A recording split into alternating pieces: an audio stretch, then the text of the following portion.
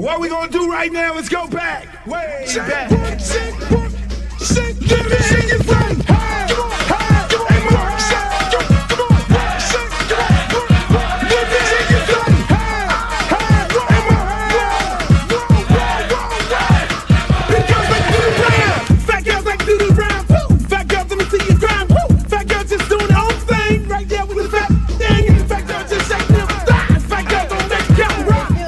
Baby. What's up? I thought you was gonna start hanging out with the big girls again. What is all this trash?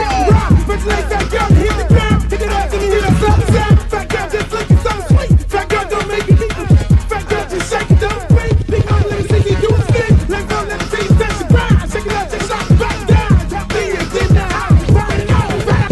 Work it, work it, work it, work it, big girl, big girl, big girl, big girl, big girl, big girl, big girl, big girl, big girl, big girl, like you around. Fat girl keep going, don't quit. Fat girl just move the damn hip. Fat girl keep down, don't stop. Fat girl wanna see the pop. Shake it, stop, fat girl, shake it fast. Fat girl, nigga wanna see that. Fat girl bounce like a pro. Fat girl don't know what you know. Fat girl shake, see you rip through what? On the web wet, hard part two. Looks in the house, y'all know the game. Fat girl don't have no shame. Shake that back, bounce to the beat. Fat girl shake it, jiggle at me. St. Louis, back to the top. Like I like to do the rap. Work it, work it, work it, big girl, big girl, big girl, big girl, big girl, big girl, big girl, big girl, big girl, big girl, big girl, like you around. Hey, hey, more hey. Let me hear you say, hey, hey, more hey. Big girls like you around. Shake, work, shake, work, shake, work, shake, work, shake, shake, work, shake, shake, work, shake, work, shake, work, shake, up and down, to the ground, to the ground, to the ground. Now sick of this. Now I want to show y'all a real show with the big girls. Oh, fat girl, brought three. Can't hang with 106 beat. Fat girl know the happen, don't quit. Fat girl run like you own it. Put your hands on your hips and grip it. Not new, I'm gonna look like it off the that. Fat girl bring the crew to top the climb. If not, I'ma pull the business down. Fat girl bounce hot, stop tripping. If you do, get chicken and hot bitch. With a lot of right, come to the night speed. I really shit get the day in the world team. Bounce fat girl, show the boys a shot. If you see I'm fat or not, don't put fat girl, y'all like the damn let you out. Let me see y'all do the rap.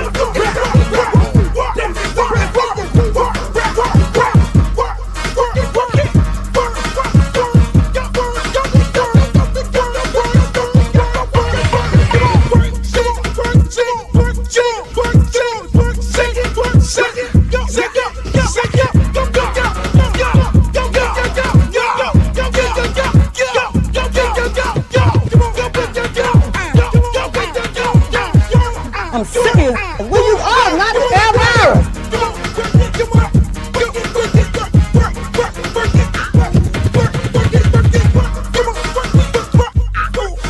Oh, not the Britney Spears. Hey, how you doing? Big girl, big girl, big girl, big girl, big girl, big girl, big girl, big girl, big girl, big girl, big girl. Oh, but ain't the little leprechaun. Girl, your wings are so up. You look a mess. All about the big girls. What about the big girls? Big girl, work it, work it, work. Big girl, work it, work it, work. Big girl, you done suck all the fat off your ass.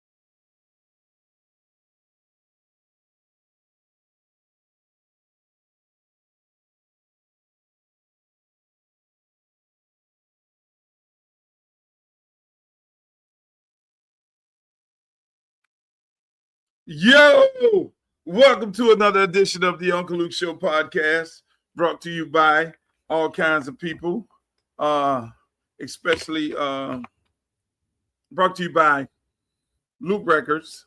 Yep, that's what it is. Luke Records. Y'all come on in. Come on in. Can you hear me? I know you can. I know you can hear me because they told me you can hear me. They say, I can hear clearly now. The rain is gone. Let's go. Y'all ain't ready. Y'all ain't ready. Welcome to another edition of the Uncle Luke Show podcast. This is a beautiful thing. I just want to let y'all know this here.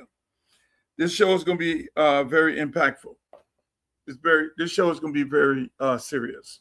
We're going to go from serious to impactful to serious because it's a serious topic that's going on right now. This is the Debbie Does District 20 show, my version of it. We're going to have some special guests on today, and we're going to talk about this. Remember, this is the Uncle Luke Show podcast. We're brought to you by Luke Records. Go to Luke Records and get all your Luke gear, your Uncle Luke gear, your hats and your T-shirts and all those different things because we got all that stuff. And then you can go and get some of that archive music, some of all that booty-shaking music and all those things like that. Go to LukeRecords.com and go get all your good stuff. And remember to go to Uncle Luke for Congress website.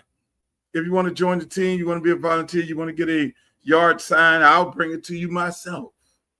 Go to www.luthercampbellforcongress.com and going on over there and, join the team. But this, like I say, is a very important show.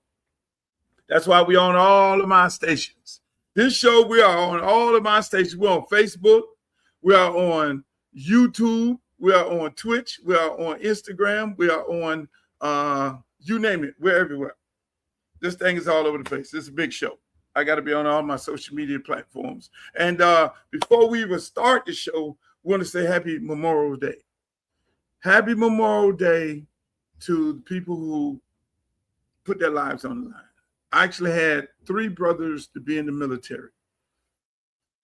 3 brothers to be in the military. Thank God they all came back with all of their limbs, and they all came back in shape and all came back and became productive citizens within the United States of America. And they all came back, did good. All those dudes ended up becoming multimillionaires, which is a great thing. And I love all my brothers. I love them all. My mama had 4 boys. Can you imagine? We had no girls. There was no girls in the house. None. No girls. 0 girls in the house. That's amazing. Can you imagine a house like that? Can you imagine what's going on in that house? It was a whole bunch of fighting. It was a whole bunch of male testosterone going on in the house. But then that's, again, those are the times you had to grow up in. It was a 2-bedroom house. Mom and dad had their room over there. Thank God. Shouts out to my dad, Stanley Campbell, Yvonne Campbell, my dad from Jamaica, mom from Bahamas. Those good folks. I gotta go back to Jamaica. Then I'm being honored by the prime minister of the Bahamas. Yes, I'll tell y'all about that at a later show. But this show here is really about Congressional District 20. Man, where do I start? I'm going to have a special guest on the show today. Hopefully he'll come on. But where do I start? It's like, let me start here. I said on this show, numerous occasions, you can go back to the archives and look at the show in the archives, and you'll see that I mentioned on this show that Debbie Wasserman Schultz will be running for Congress in Congressional District 20. And I gave everybody the reasons why. I told you she was going to be running in this district.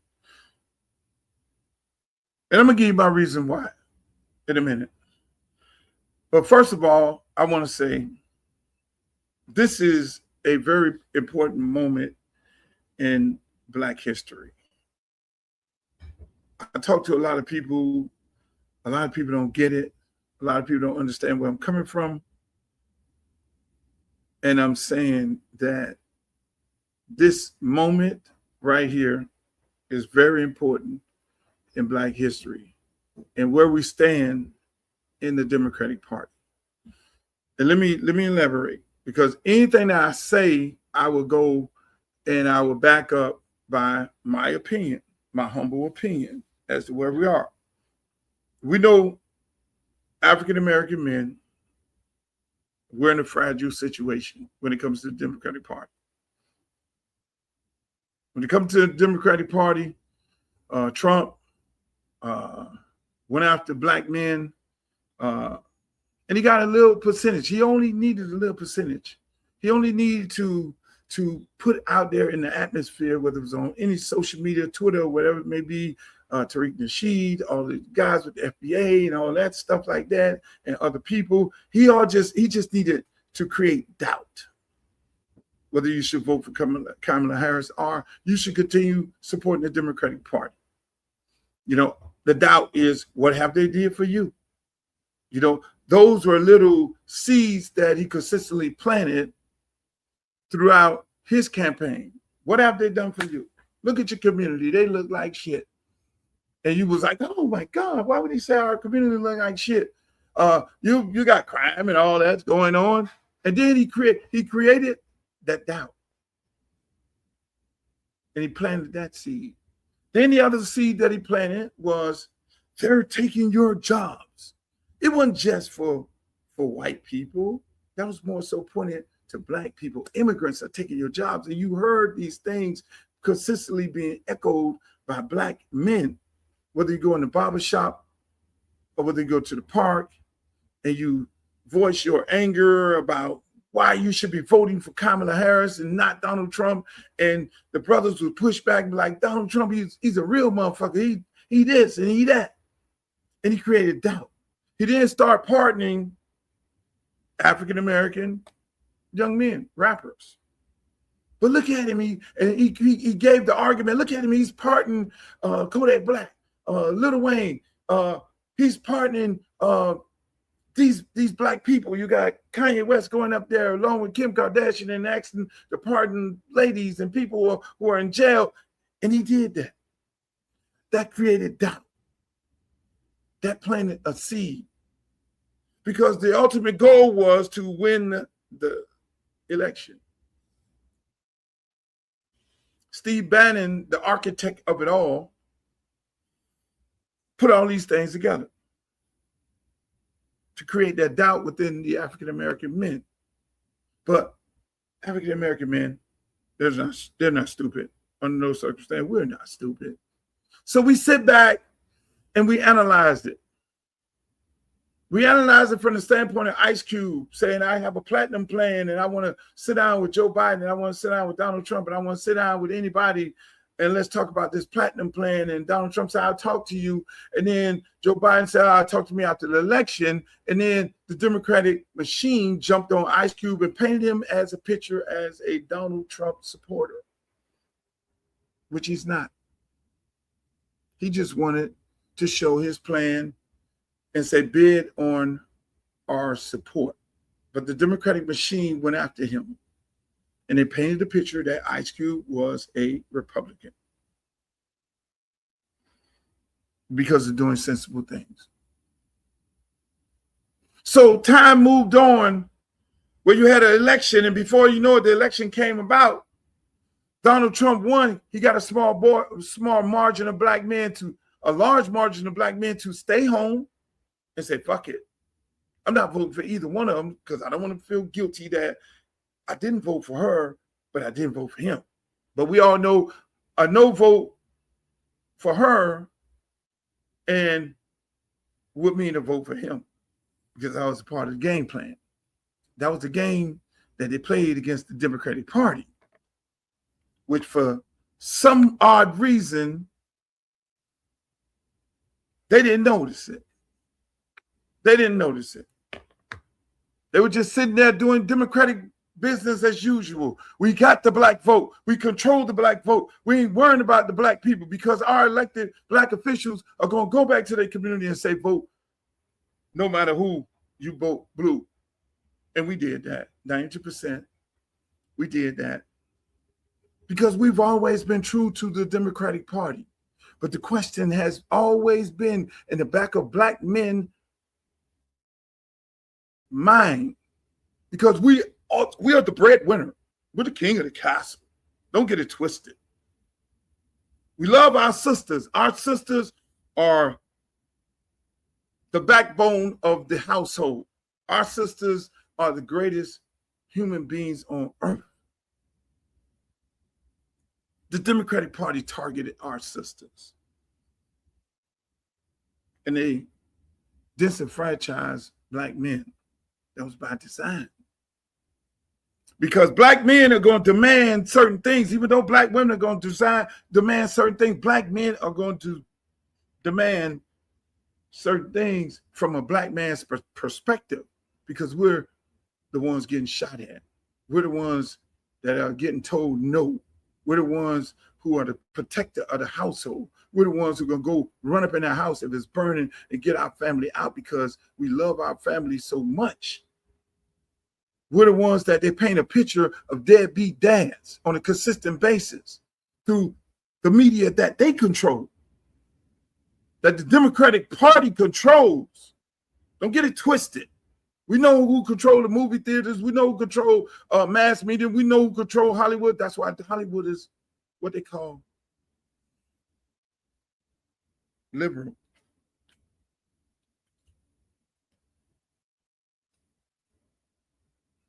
I want that to just sit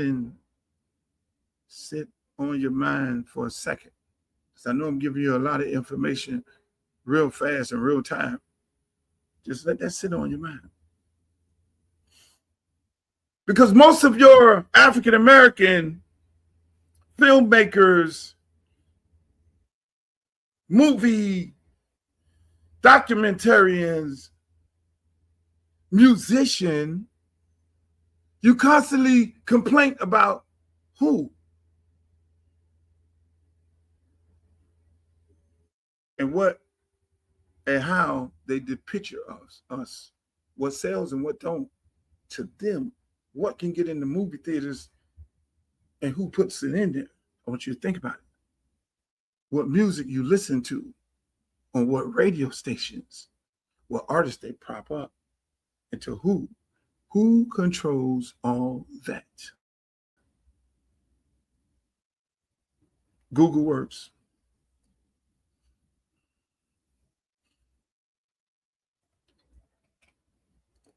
Moving right along.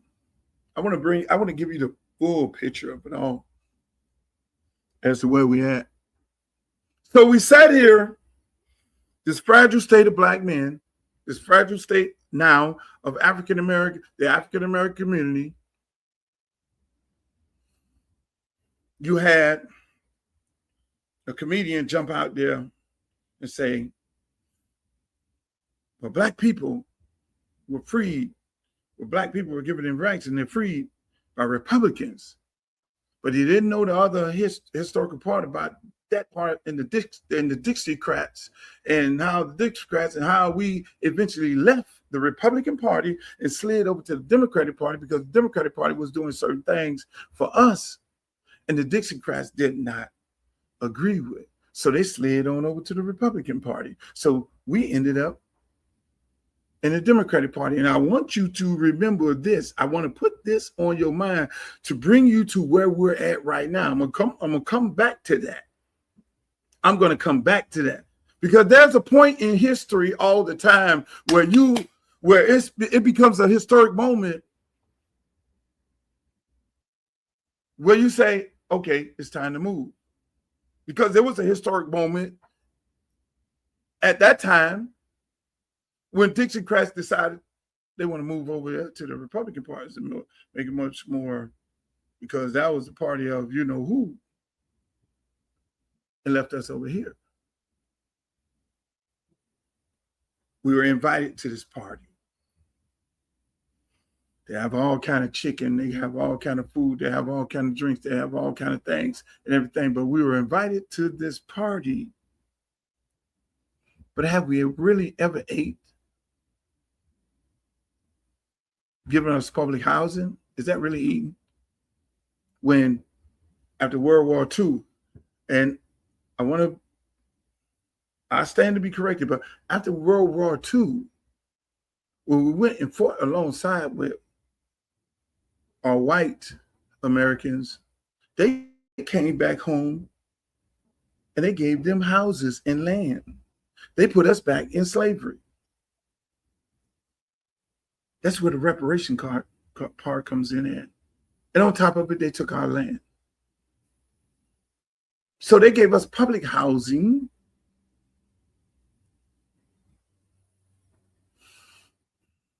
a welfare check. Y'all call it SNAP now. So it's so amazing. I'm running around the district talking about, yeah, I'm here to protect your SNAP benefits. I'm a history junkie. I'm like, fuck, why is 60 years we're still talking about SNAP benefits? But I'm gonna go back to that. So you get us to here. This is deep for me. This is fucking deep for me. This is really deep for me. Which, when Ron DeSantis and everybody started talking about taking black books out of public schools, us, older people, were aware of our history because we read up on our history, whether it was in school or we was taught by our parents. So I was taught by my parents because the only thing they taught us was Martin Luther King.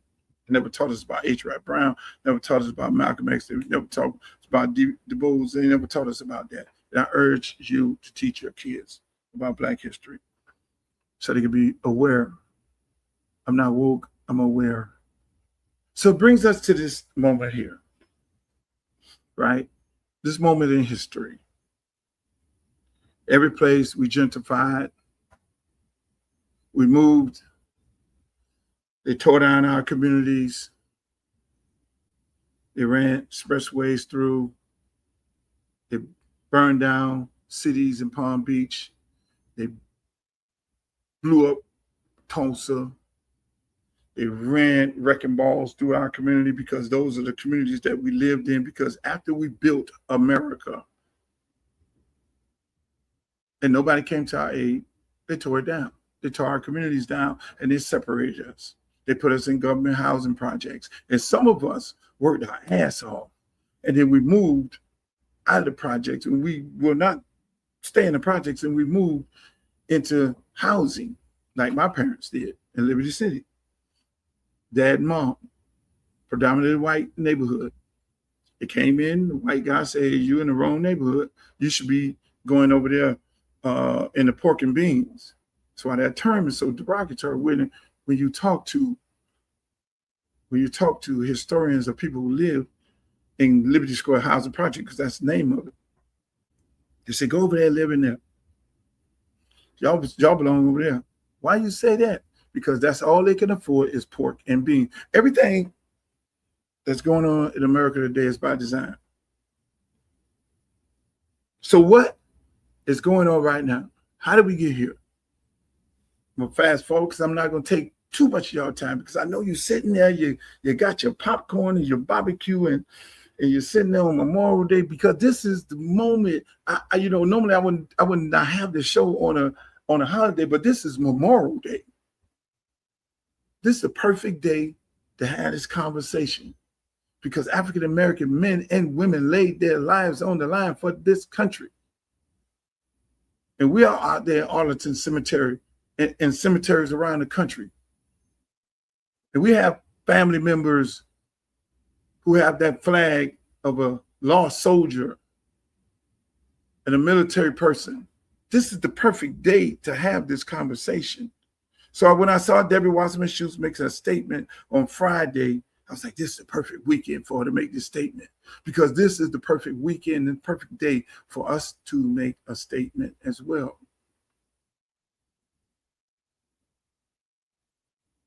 This is the moment, people. Whether you like it or not, this is the pivotal moment for you and your kids. If you got a kid sitting up in the house at 12 years old, 16 years old, 15 years old, the things that government put in place right now affects you in the next 10 years. 5 to 10 years, the things that are voted on right now take effect in the next 5 to 10 years. Yeah, there are some things that take effect right now, but majority of those things and majority of those plans taking effect in the next 5 to 10 years. So when you look at your child running around, jumping in the pool, you need to think, what are you going to leave them with? What legacy? What backbone? What strength? What opportunities? Because in these times, why this moment is so important, in these times as an African-American man and a woman, we are under serious attack. We are under attack. This shit is real. They created a 2020 plan. Kamala Harris told you about it. You believed that you were going to get a stimulus check. Whatever the fuck happened, you believed, and you sat home and you didn't vote for her, and you sat there and you voted for him. But all things ain't over, because you needed that moment. You need that validation that he and them are not for you. You needed that. We knew that, but you needed that. We don't fault you. We say they fucked around and found out. But we will never say to our own, we fuck around and find out. We will never do that. It is time for us to come together as African Americans in this country right now, in this moment. It is time for us to come together. If we don't come together, we continuously fall for anything. We fall for it all. Let's take it, case in point. Let's look at the Republican Party. Let's take Donald Trump. Brilliant. Brilliant. There you go, right there. I read all their books. Brilliant. This man hijacked the fucking Republican Party. Outsider. Didn't like him. They paraded all the candidates that they wanted to get the nomination. He eventually got the nominations. We're talking about a reality TV show star who was made famous off Your Fire and the antics. He went in and took a tea party that carried and conducted themselves in a racist manner, spitting on black congressional members while they turned the other cheek. He hijacked that party, and he then put Tea Party on steroids and call it mega within the Republican Party. And there are Republican members that you see right now that are getting kicked out because in the primary, you see on the news, oh yeah, he voted against Trump and he voted to impeach Trump and he didn't vote down the lines of Trump. Over here, Trump went in and got them kicked out. Because yes, everybody in the party wasn't for him. He committed genocide within the Republican Party. And the ones who weren't with him, they shut the fuck up. And the ones who was with him, they walked around like this here. Where's Devin Nunes? I don't know where he had these days. They walked around with their chest stuck out. And then the other ones say, this is not Ronald Reagan's Republican Party. And they hightailed and jetted and say, I retire. I want no parts of this shit. And the other ones sat there and they playing ball with him. But everything he's done is calculated. He has some brilliant people around him right now, unlike he had in the first term.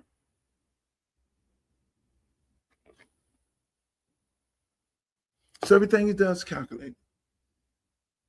Meanwhile, the Democratic Party is just sitting there screaming about Epstein files, Epstein files, Epstein files, Epstein files, Epstein files. Here's the reason why you should impeach him. We got to take control of the House. So then they go on to this whole crusade of, I can't get impeached, because that's the movie right now. Donald Trump would do any and everything not to get impeached. He would actually cut deals with Democrats not to get impeached. So now I got to go because I know who's loyal to the party.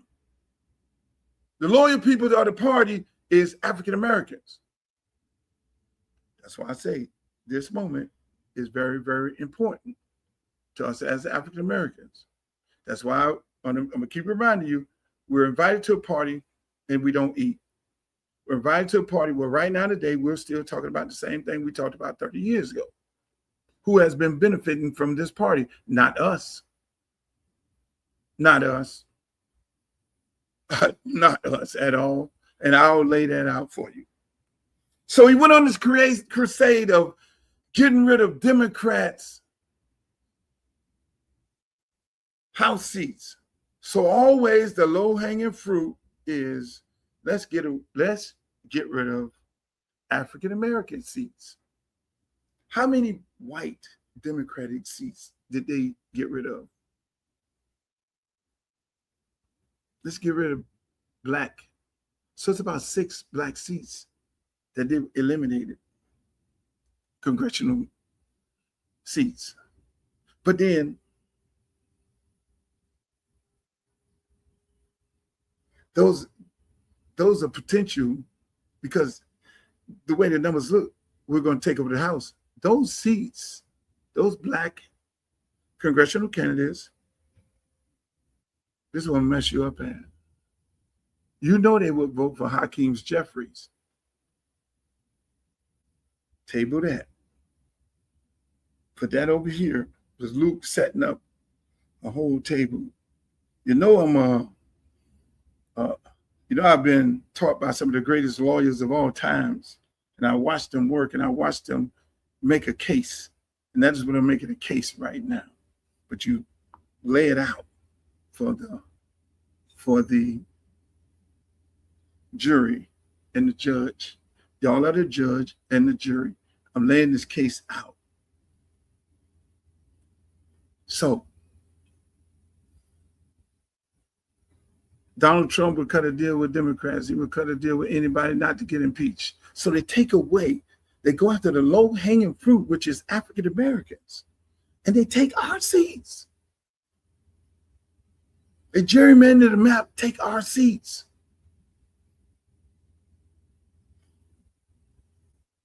And then they get to Florida. They gerrymander the map and take our seats again.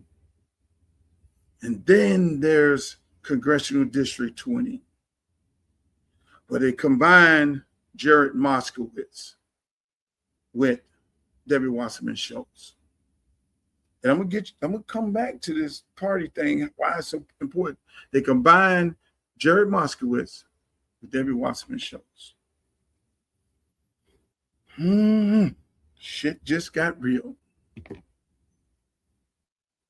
Why would they combine Debbie Wasserman Schultz with Jared Moskowitz? The perception is I don't like Jared Moskowitz. He gets on the thing and talks bad about Donald Trump.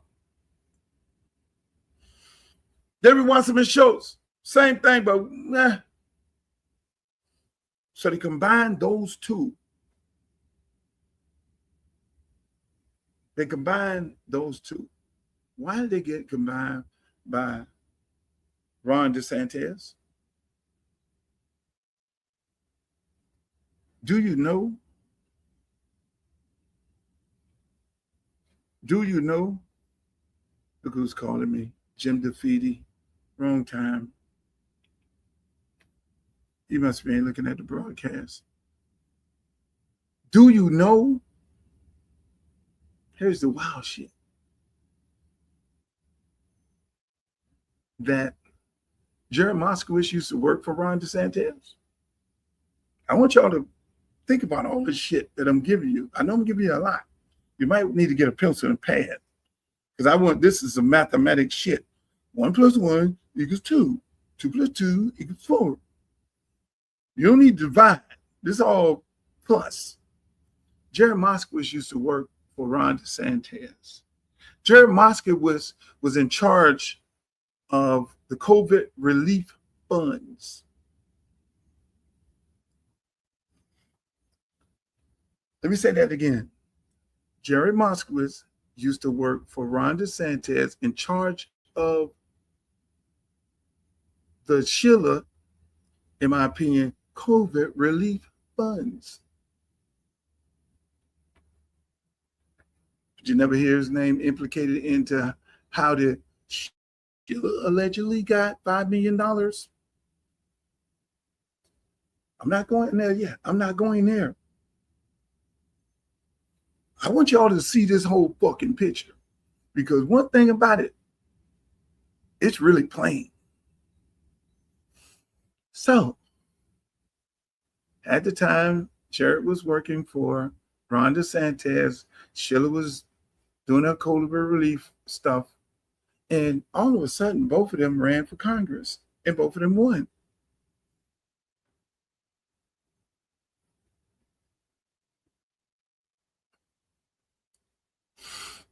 So, both of them won.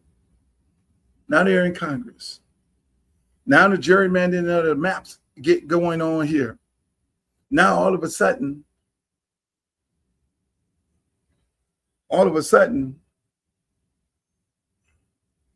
Sheila, whatever happened with her, we're going to leave that alone. I'm not getting into that. But fast forward to this.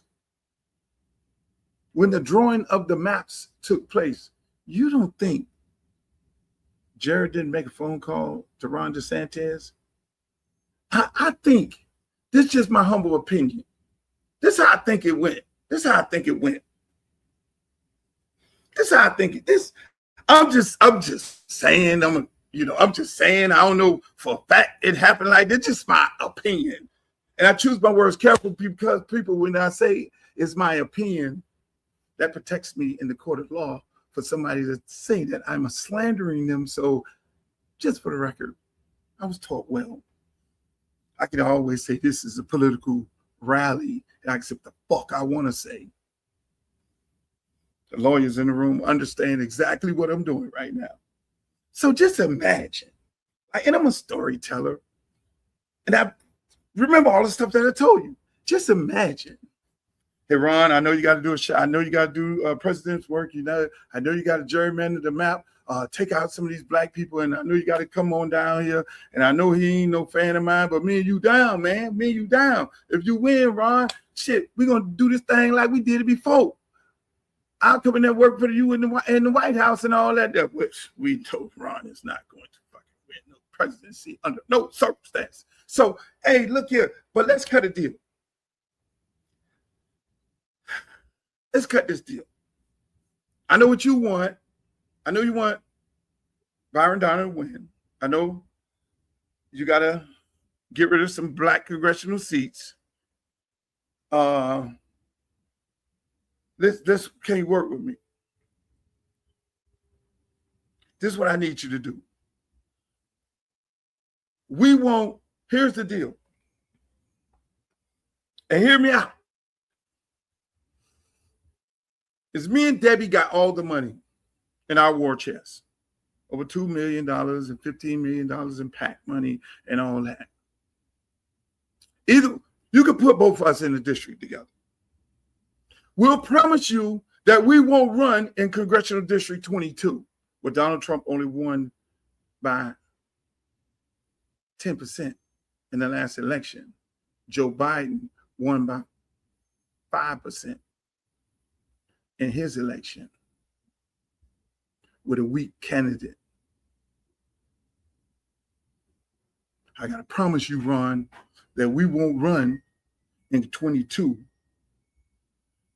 But what I need you to do for me, Ron, because one of us, either me or Debbie, we could send a white woman into the black district, because African Americans tend to not raise up against white women. They're more accepting of white women traditionally than they are of white men.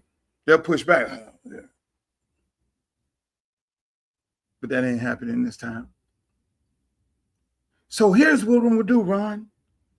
I'll promise you that we won't take our war chest and go to 22 and run, because we know that's a fragile Republican seat, because we don't want Uncle Donald upset that you went and flipped the fucking seat that you can flip, because a large part of that district is Debbie Wasserman Schultz district.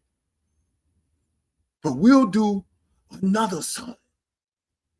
We're running the black district. But you got to help us, Ron, run into this black district. How you going to help us? Now we're negotiating with the devil. This is how you going to do it, Ron. I need you to create a pathway for Debbie to win in Congressional District 20, because right now the numbers, they don't add up. The numbers are real tough because 20% is 15% white and about 54% African Americans and 15% Hispanics and 5% of some other folks. I need you to take some cities, some black cities out of Congressional District 20. This is what I need you to do. So me or Debbie don't run in 22, which makes all the sense in the world for the party. We're not going to flip that seat. This shit gets good. We'll run in 20.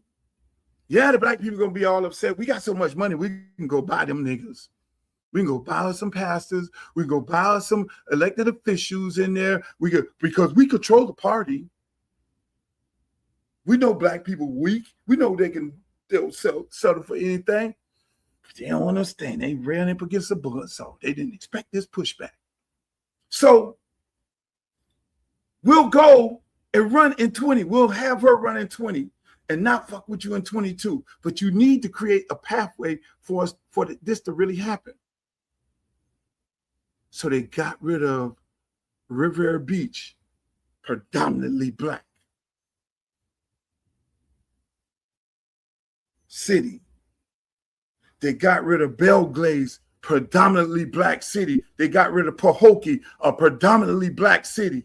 They got rid of South Bay, a predominantly black city. They erased 4 fucking black cities out of this district to create a pathway for her, to bring the numbers down, and then they added in some fucking Carl Springs and some other little parts of her district to bring the numbers up for her. This is what fucking Ron DeSantis did. This is the deal they cut. And it gets better. You won't hear this on Jim DeFeedy. You won't hear this on Channel 7. They will not go into this, and they are intellectual enough to do this. You will not hear them do this. Because there's still more. Why does Debbie go into Congressional District 20? What else do she want? Because she's sitting over there saying, in my opinion, hell, they just got rid of 6 black Congressional District seats. Hakeem Jeffries is sitting there. He can't say shit because if he go against me, all the other white people who are going to vote for him, because if we take over the House, Debbie wants the House Speaker job. Hakeem Jeffries is sitting there with a fucking muzzle over his mouth like this. I can't say a motherfucking thing because I don't want the white colleagues to get all upset that I'm going after the white woman saying, oh yeah, we live in a democratic society and white people can vote and run for anybody like this. He's in, Hakeem, you're in the catch-22, my brother. Damn if you do and damn if you do. She's coming for the House Speaker job because Democrats will take over the House. And y'all already know black people always get the interim job. Black people always get the job when they tank. Black people always get the job when there's no sense of power, which is what Hakeem Jeffries has been holding down. He couldn't get shit done because Mike Johnson was the Speaker of the House. She gonna mosey up there with her resume. That is why when you look at the video, you saw her up there with Barack Obama in the bag. I'm talking about Barack Obama and all these things. That is why. Pandering to black people locally and nationally. You stand down, you fucking Black Caucus.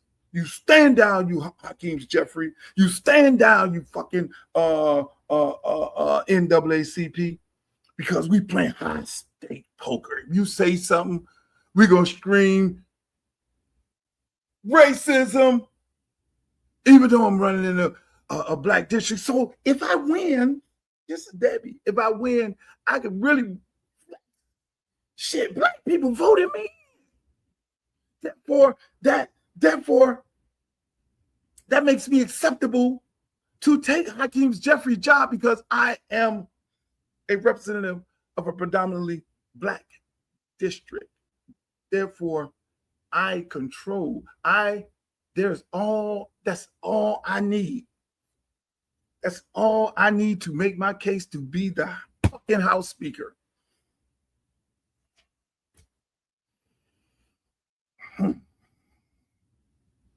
This shit is good.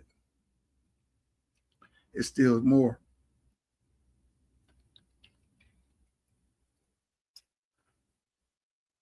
It's still more. Jim DeFeedy asked her, say, Debbie, did you talk to the Black caucus?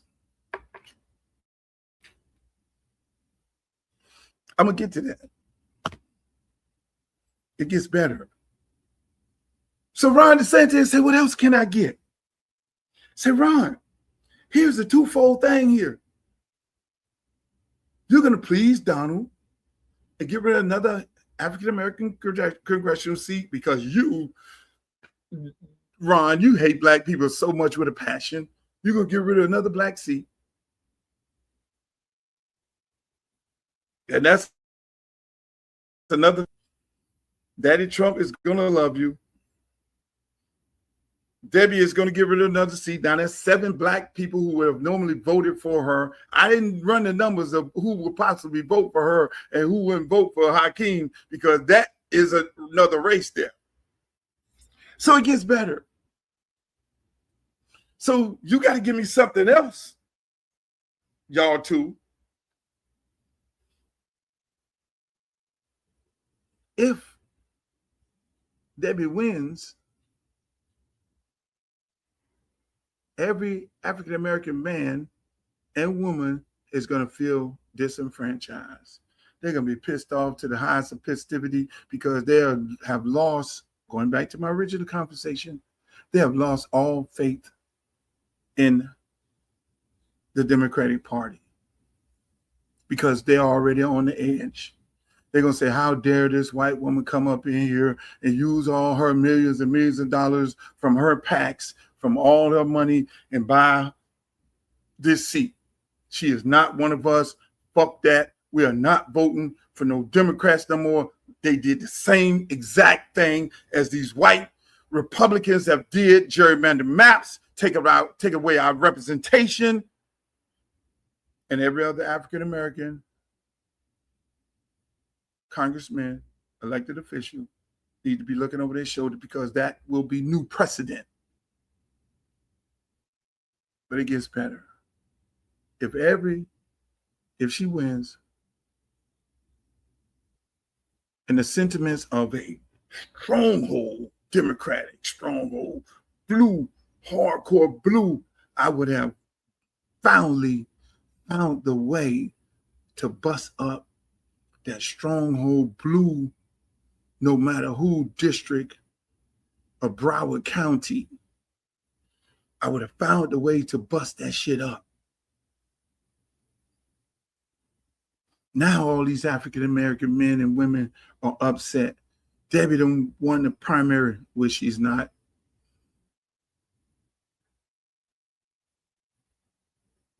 The Black men will then end up doing what? I'm going to vote for Brian McDonald. So, Ron, you're going to get the governor's house. Because you got so many upset African-American men, upset at the Democratic Party being disenfranchised, taking away their vote, and all across the nation and all across this state. God damn it. How they let that shit happen? That white woman came in there and bought the motherfucking election because, as you all know, they said the district was purchased before.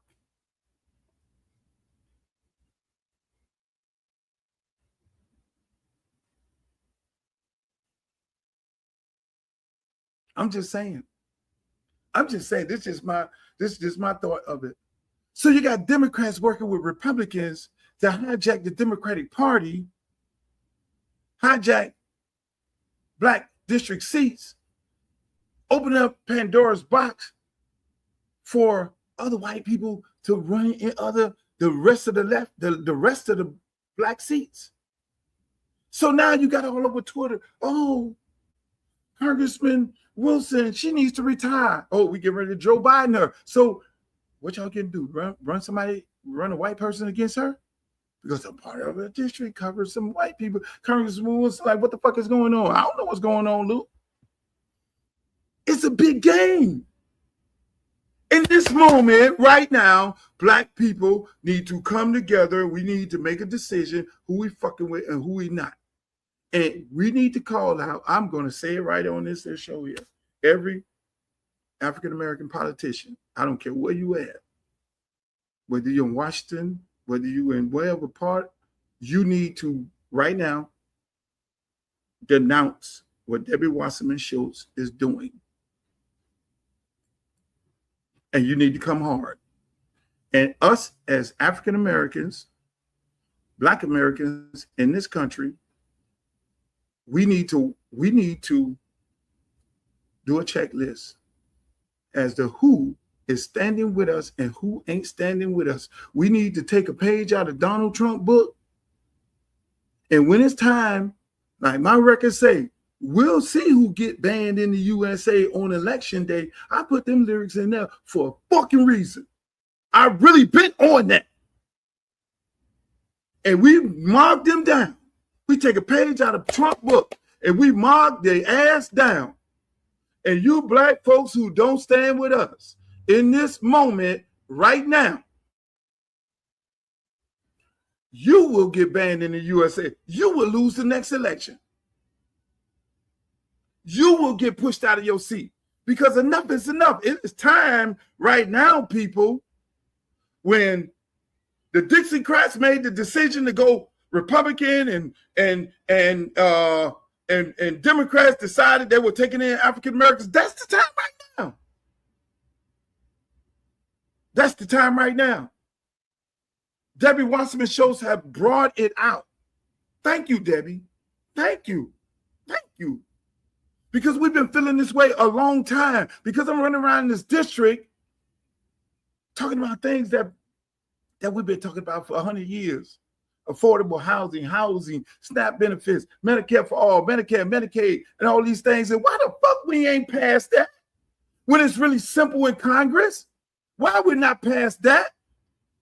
Why? Why are we still here? We're talking about home ownership. Our kids come back from college. They got to move to Atlanta. They got to move to Detroit. They got to move Chicago. They got to move other places because there's no opportunity here.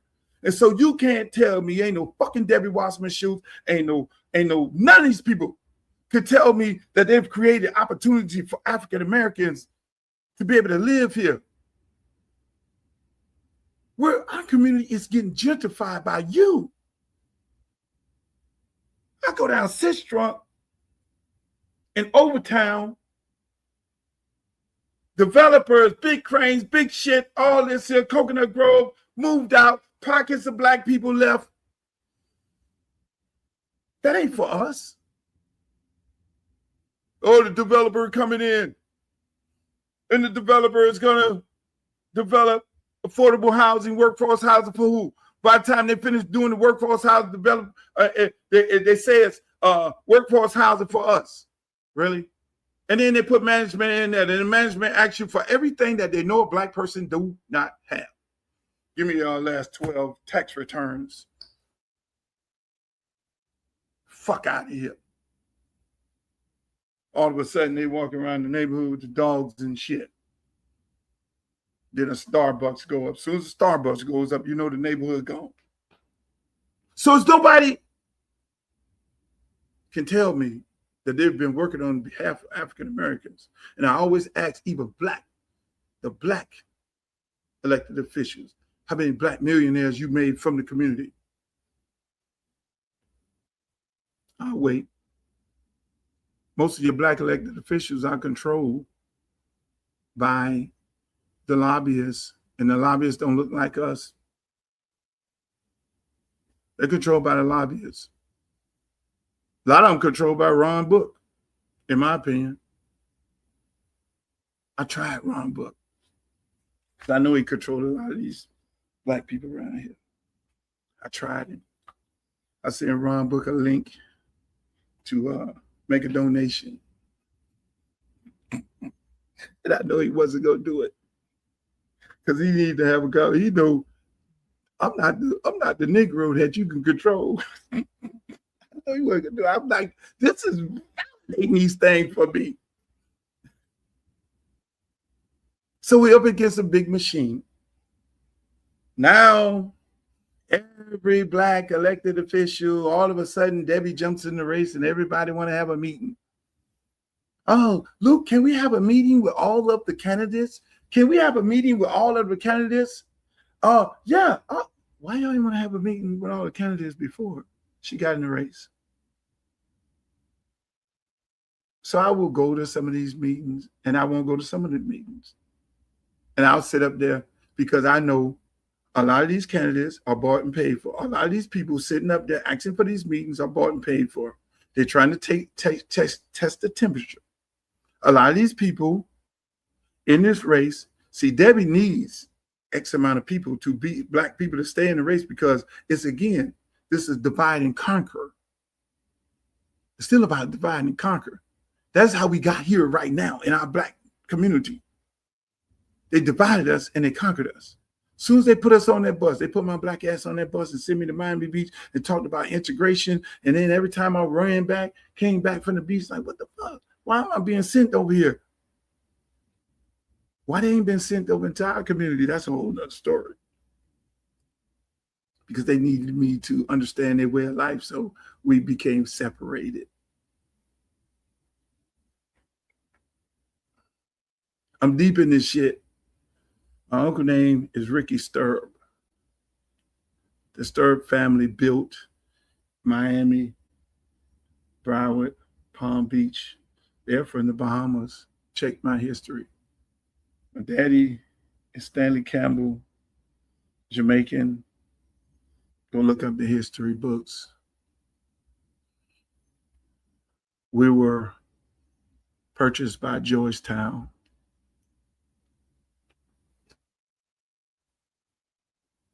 In the slave trade. I know my history. I know how we got to where we're at and where we're at now. This moment in time, we need to make a decision as African Americans to stand up against the oppressor. I ain't saying we don't need to be doing no war. We need to war with our minds because we're the only people in this country that pulled ourselves up from the bootstraps. Everybody else want to talk about what happened to them and their forefathers. Well, what happened to us that you just overturned in 1965 when we got our shit? If that ain't a clear message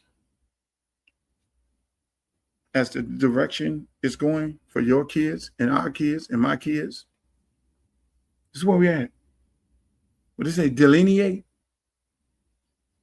They're giving reparations to people who stormed the Capitol before they didn't understand reparations. Not one fucking black or Democrat never crafted a bill, put it to the House, got votes for it to give African-American, foundational black Americans reparation. But yet and still, Donald Trump did it for his people. I respect it. Look, he's a Republican. He's supposed to do that.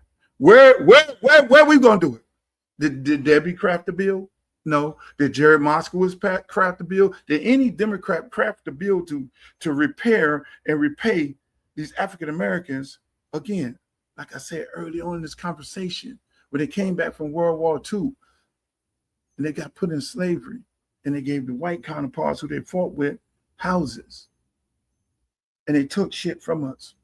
Where's the reparation for African Americans? We don't have those kind of representatives. We have representatives that want to sit there and contemplate. We have representatives who want to sit there knowing that there's a travesty being done to an African-American community like Broward Congressional District 20, and they sitting on their ass. Hakeem Jeffrey should have been jumped his motherfucking ass out there and said something. He was quick to say something to Ron DeSantis. You gonna fuck around and find out. Fuck around and find out what? He just gerrymandered the map. What are you gonna say? It's time to come off vacation. It's an emergency, boss. Where's the Congressional Black Caucus? Y'all getting ready for a party? Y'all had them lavish, beautiful parties, but what the fuck do y'all do? I'm calling all y'all out, bruh. I'm calling out any African-American elected official that don't find this appalling to call out Debbie Wasserman Schultz for the shit that she's doing to black people in Broward County. This is some bullshit. You don't do it, you need to lose your seat. And this to every black person with a voter registration card all across this country. You need to look dead in the face. This is not just a Broward County thing. It's always starts somewhere. This is a national thing. And I'm talking about all y'all, Stephen A., you need to say something.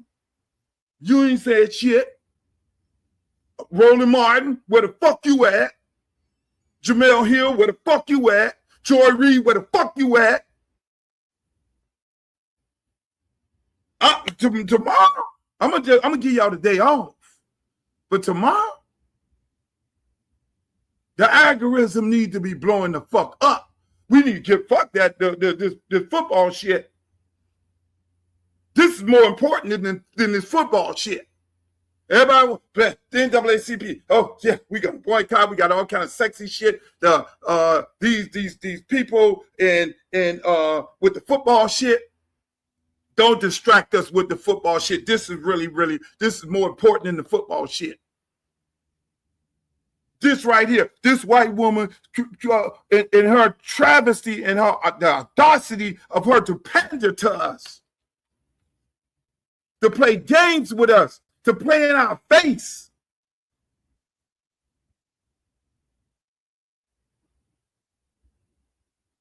Look at this shit. Run? No. None of them asked me not to run.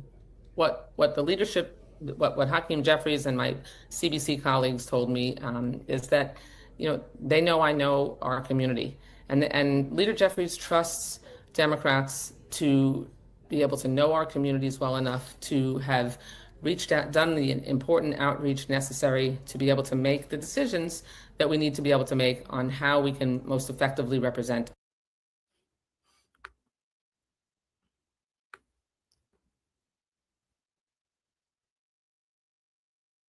This liar, did she answer the question? Did she answer the question? Did she answer the question? Tell me, please. I want to know. She didn't answer shit. Anyone in the Congressional Black Caucus I'm say to you not to run? No, none of them asked me not to run. What the leadership, what Hakeem Jeffries and my CBC colleagues told me is that, they know I know our community, and Leader Jeffries trusts Democrats to be able to know our communities well enough to have reached out, done the important outreach necessary to be able to make the decisions that we need to be able to make on how we can most effectively represent. Stephen Hunter Johnson, I'm hot. Ladies and gentlemen, I want to welcome Attorney Stephen Hunter Johnson to the show. Well, very politically tied into the community, former 100 Black Men president of South Florida. Did she answer the question, Steve? She mumbled her way through something. But she told us something. She said, I talked to them and they told her, run, Debbie, run. Ain't that what she said? Didn't she say, they told me, Speaker Jeffries, because she name-checked my fraternity brother, right? She said, Speaker Jeffries knows Democrats. And I said, wow, this is a far distance from the days of Vernon Jordan fighting to make space for Black power. But Debbie says that the entire Congressional Black Caucus is with her. That's what Debbie says. That's what she said on Jim DeFeedy's show. So, in order for Jeffries to clean this up, he has to call her a liar. Did she put him in a position where he can't call her out, in your opinion?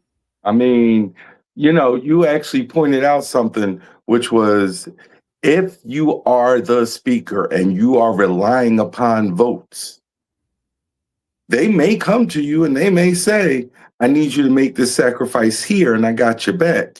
They did that, if you'll remember, for our good brother Kendrick Meek back when Barack Obama was running against Hillary Clinton. And you'll remember, he stuck with Hillary through that primary. And in turn, those people said, okay, we're going to support you when you run for Senate. And you'll remember, the powers that be said, oh no, that's not going to happen. Charlie Crist is going to run as an independent, and the Democrats are going to split, and that Black man is never touching the Senate. That's how we got Marco Rubio. Wow. You were there. You remember. I remember. I remember y'all. Do you know the first fundraiser I ever threw for an elected official was Kendrick Meek for Senate? First time I've ever done one. And the Clintons, I remember it clearly. And the Clintons came down and said, no, Kendrick, you don't run. We want to go in because Chris was the Republican governor at the time. Then he flipped over and he became independent. Then he jumped over and became Democrat. You don't run, Kendrick. You stand down. Hey, pull your camera. Yeah. Now we can see your face. We can cut your head off. So yeah. Let me ask, so you say that. So it's more than one time that the African American community have been sold out by the Democratic white powers that be for their control. So you said so you're saying that was the first time, now it's the second time? That's the first time I remember, right? Because what was that, 2008, 2009? 2009. That's the first time I remember. I will tell you, it's not the first time that Black political power has been sold out for party control. Because if you go back to Reconstruction right after the Civil War, right, when we sent Black U.S. senators and Black U.S. congressmen to Washington, D.C., the Republican Party said, whoa, we can't become the party of the Negro. We can't become the party of the Black people. And what did they do? They pushed those Black people out and allowed Jim Crow to walk on in. They called it the Lily White movement back then. The Lily White movement. There you go. So Steve, you've been in politics for a very long time. Is this moment right now the most, like me, I think this is the most important moment for us as African Americans of deciding how we conduct ourselves in this, what you call the Democratic Party. I think this is a very important moment. How do you see this moment with Debbie Wasserman Schultz jumping into a Black Congressional District that has been held by a Black person for damn near 3 decades? How do you, what's your assessment of it all? So very simply, after the Calais decision, and you hit the nail on the head, Luke, we knew that Black political power in the South was at risk. Ron DeSantis comes out with the map with 4 blue pockets. 3 of those 4 were black seats. 3 of them. We talked about it. I said, this isn't a bad thing. It's sad for those people it's sad for, but for black political representation in Florida, it's not a sad thing.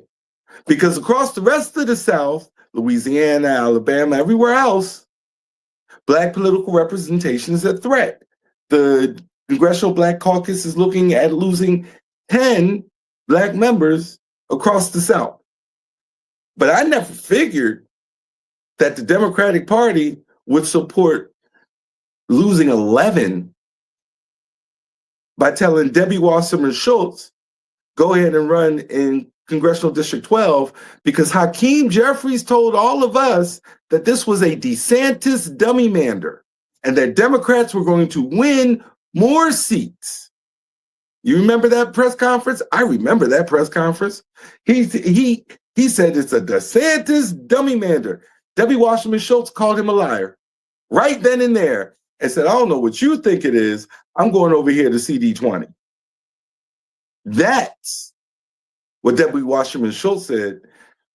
Black people keep making a trade-off for blue political power and giving up black political power for blue political power. This election cycle,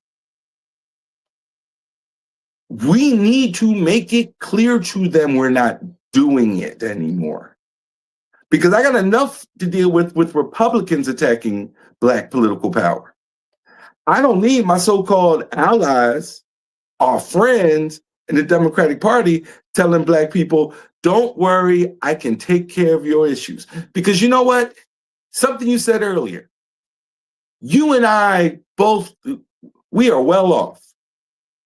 There is nothing in the world that my family needs or wants. But you just broke down better even than Debbie Wasserman Schultz could the anxieties, needs, and concerns of a young black man or a young black woman. Maybe they have a child, trying to find housing, trying to get a job, trying to find workforce, that workforce housing hustle, and being told you don't have enough paperwork to even apply for this apartment. That the politicians told you we built for you. Right? You know that. You know how you know that? Because you can't be a black professional and not understand the plight of black people. Because America doesn't let you anyway. We are always going to be tied with our communities. The good of our communities will always affect us, no matter how much money America deems our worth to be. And since I cannot escape my communities, I'm raising black children, you're raising black children, and they exist in black spaces, we never lose touch with the concept, the idea, the struggles. Because guess who gets those phone calls, Luke? You do. Yep. I do. We don't get to separate. And that's a good thing. By the way, you and I both know this. We don't want to separate. Our success is here for our people, right? And our community has a name for the people who do separate. Yeah. Which makes us a little bit different and a little bit more unique than any other community in America. That and that so-called black telepathy, I like to say. We all know what's going on when it's going on. But you were right, and you hit it on the nail on the head. Clearly, there's a whole bunch of people up in Washington that are prepared to make a trade of black political power for blue political power. And you and I both know what kind of betrayal that is, because they all got up there on the premise that I am here to preserve, maintain, and expand black political power. Yeah. And you're correct, because when you look at it, when you look at what this is. This I always look at things, man, because I know I'm ran by God, and I'm always looking at things from His lens, and it's like, what is the lesson in this right here? Mm-hmm. And I look at it like this is a test. It's a beautiful test, because these are the things that me and you both we have arguments all day with guys. We're pushing the vote for Democrat, and they're pushing back saying the Democratic Party don't do this, and they have their argument, we have our argument, and we say no, but it's almost like the lesser of two evils. But I'm looking at this in a major way. I'm looking at this as being a great moment for us to do what Donald Trump and the MAGA party did to the Republican Party. You're black. It is what it is. The deal has been cut. She's running this district. She has June. What is it? We all have June. What is it? June 11th. June 10th to qualify. She can say, no, I'm not going to do this. And everybody can say they're not going to do this. But I love this moment for us, so we can separate. We can separate those who are for us in this party and make it high time that if you're representing African Americans, because we control the Democratic Party, they don't win shit without black people. We need to understand our power. That's number one. We need to understand our power. MAGA understands their power in the Republican Party. That's why everybody stand the fuck down and they shut up whether they like it or not. Whether they're Ronald Reagan Republicans, but they know that these are Donald Trump Republicans, and this is a new day right here. We, as African Americans, need to take a stance right now. This is the party that we control, and get fucking control of the party. And the way you get control of this party right now is the powers that be, whether it's Hakeem Jeffrey or whoever it may be, need to tell this woman in her face, stand the fuck down. Right. Their silence is complicity. And by the way, when you called out and you named them all, Jamil Hill, Stephen A., Roland Martin, everybody who has something to say about whether or not a young black athlete needs to sign with the SEC school because of black voting rights, and has nothing to say about whether or not Alcee Hastings' seat remains a position of black political power in the United States of America, is in on the play. It's amazing. In on the play. It's amazing because like you say, on one hand, you're saying you're going after those states and those cities, rightfully so, and I agree. You're going after because they took black representation away, and then but you're silent. You're silent on black representation being taken away by an individual from the Democratic Party. I mean, what the fuck? And I know all these same people who name I call. Anytime I push back on the Democratic Party, I would get a call from one of them. Steve, and be like, Luke, man, come on, Luke. Or anytime any other entertainer push back on the Democratic Party, then they'll get on there and say they stupid as hell. They don't know nothing about. They need to stick to rapping. They need to stick to bouncing balls and all that there because we're so intelligent enough to know, because they have to make a decision because they're so entrenched with the Democratic Party and the Democratic way of life. This is a moment. This is a moment. I'm telling you, this is a moment brought to you by Debbie Wasserman Schultz. It's a major moment. I'm not hearing the bullshit. I'm telling you, I'm not hearing it. I'm not hearing it. I mean, Stephen A., we know he's all over the place. I'm going to call him as soon as I get off of here. I'm gonna say, hey man, you need to be on this. I'm gonna call Jamel Hill. Hey, where you at? Where you staying on this? But I ain't called nobody because I gave everybody the opportunity to enjoy their holiday. And I set my ass back and I sat there and I looked at Steve tweets and Leslie tweets, everybody, all the people going after Debbie and all that. I'm like, yeah, we got white people and black people going after our ass because they know it's wrong. But then when you look at it and you see these same people who jump on Donald Trump, who jump on everything, who jump on anybody, everybody's silent. Everybody got the zip lips. Mm-hmm. They all worrying about SEC schools. Where in a situation where these kids cannot transfer, what you should be doing is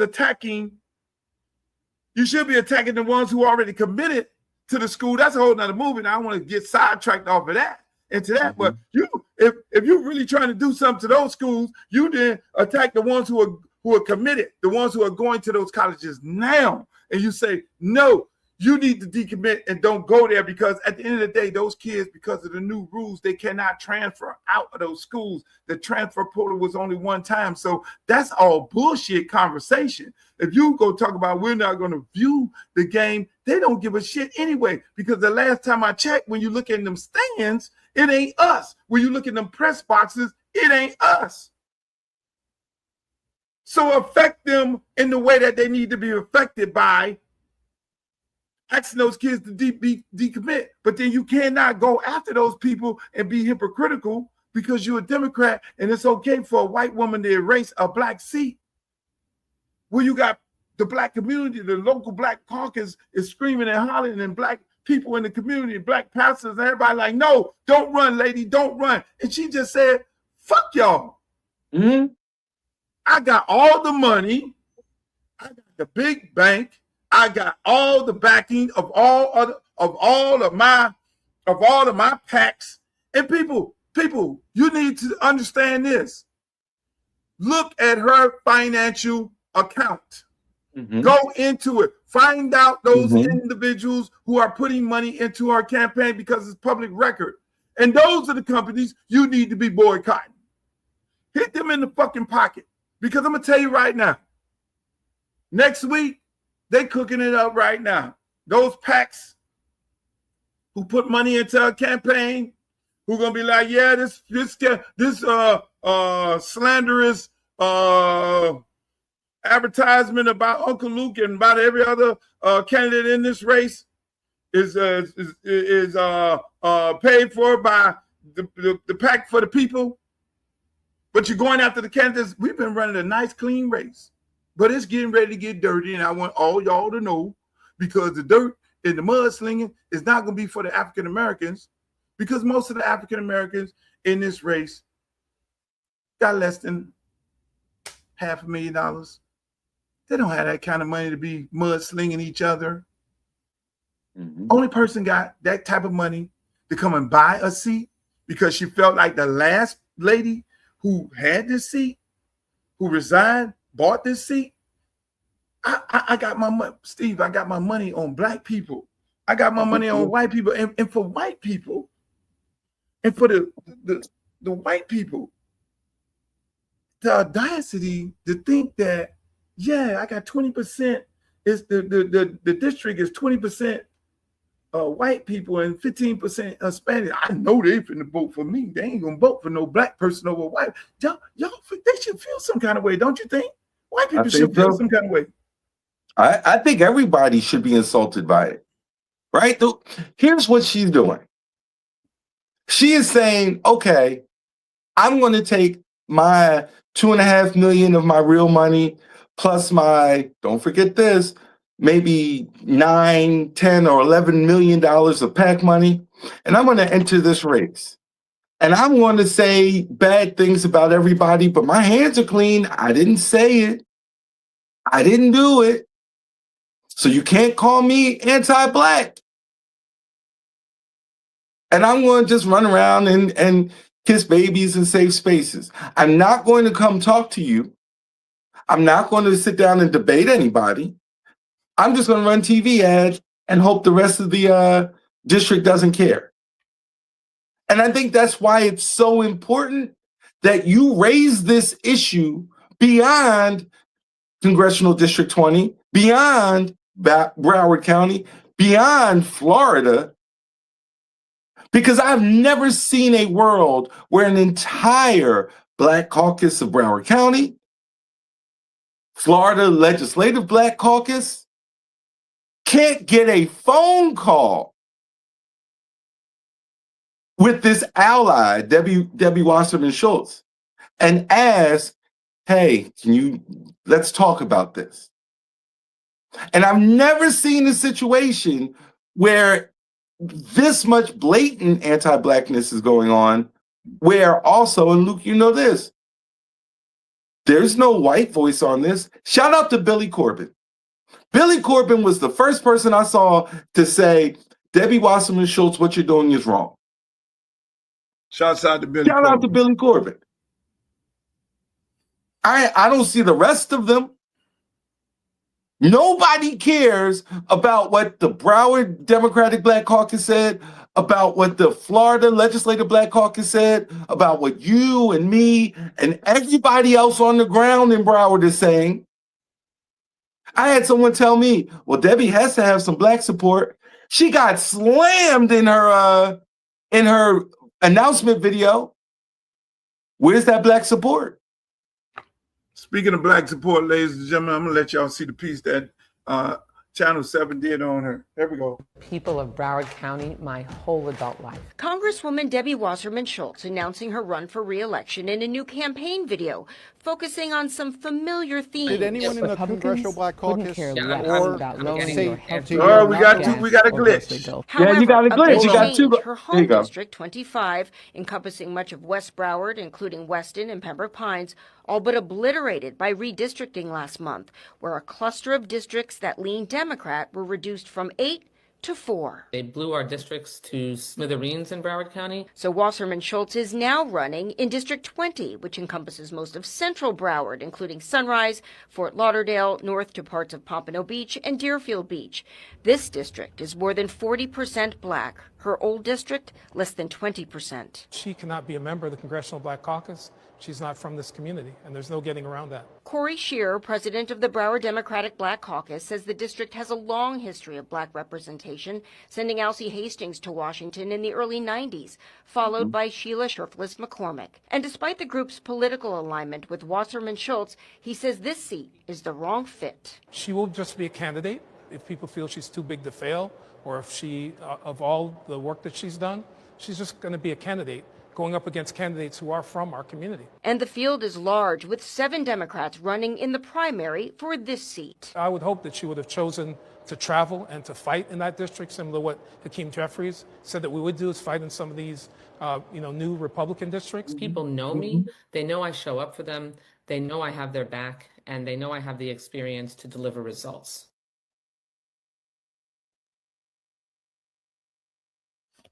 Man. Steve, and for people around the country, I wanted to show that piece that Channel 7 did on her, so you can get the sentiments of, because me and Steve are saying one thing, you can get the sentiment of the community. You heard it right there. Black Caucus leader. The brother who runs the caucus, he's a good Democrat. He fights for Democrat ideals. You could tell, you could look at his face and tell how hurt he was, brother. Yeah. You can look at it. I mean, Steve, it is people. I go through this district, right? I go through this district and we're all campaigning. And I listen to these people and the things that they want and the things that they've been shorted of. You look at some of these congressmen and congresswomen who've been sitting in these seats for a very, very long time. They could have got some of these things done. This woman needs, expanding the port, creating 6-figure jobs is very easy. Expanding the airport. Easy, built by us for us. Bringing jobs, high-paying jobs back into the community. Mm-hmm. Working with different industries. We know you as a congressman, you can't partner with nobody, but you do encouraging things within the district to create better opportunities. None of these people did none of that. Nope. You can create, you have property, major property, land just sitting there waiting for the developer. They gave one piece of land, it's 120 acres, and they gave 19 acres for a developer to build so-called workforce housing.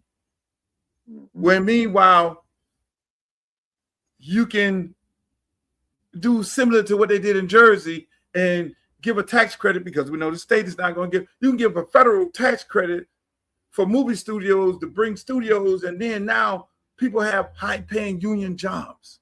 Mm-hmm. It is so simple, Steve. It's so simple. We are sitting there, people in this district and this whole goddamn state is sitting there. A lot of people retired because this is a retirement state. This is a retirement district. People are sitting there right now, Steve, with these same people who've been in office, and the damn insurance is out the roof because of hurricanes. Mm-hmm. Well, by the way, they say they gutted FEMA, so June through November is hurricane season, but you could create subsidies to help pay for this, to help reduce the cost of this insurance. Mm-hmm. I'm sitting there, just like you say, me and you sitting there, we okay regardless. We are okay. But we are the type of people, because we okay, we want to help other people, because we jump into things where it's like, yo, man, my expertise, my vision, my thought process, let me try and help these. I'm sitting there like, you go into this district and you see people talking about, man, this damn insurance is killing me. I'm a house paid for, but the damn insurance is damn near mortgage. Right.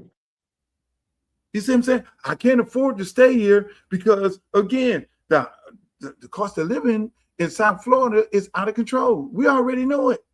We know it.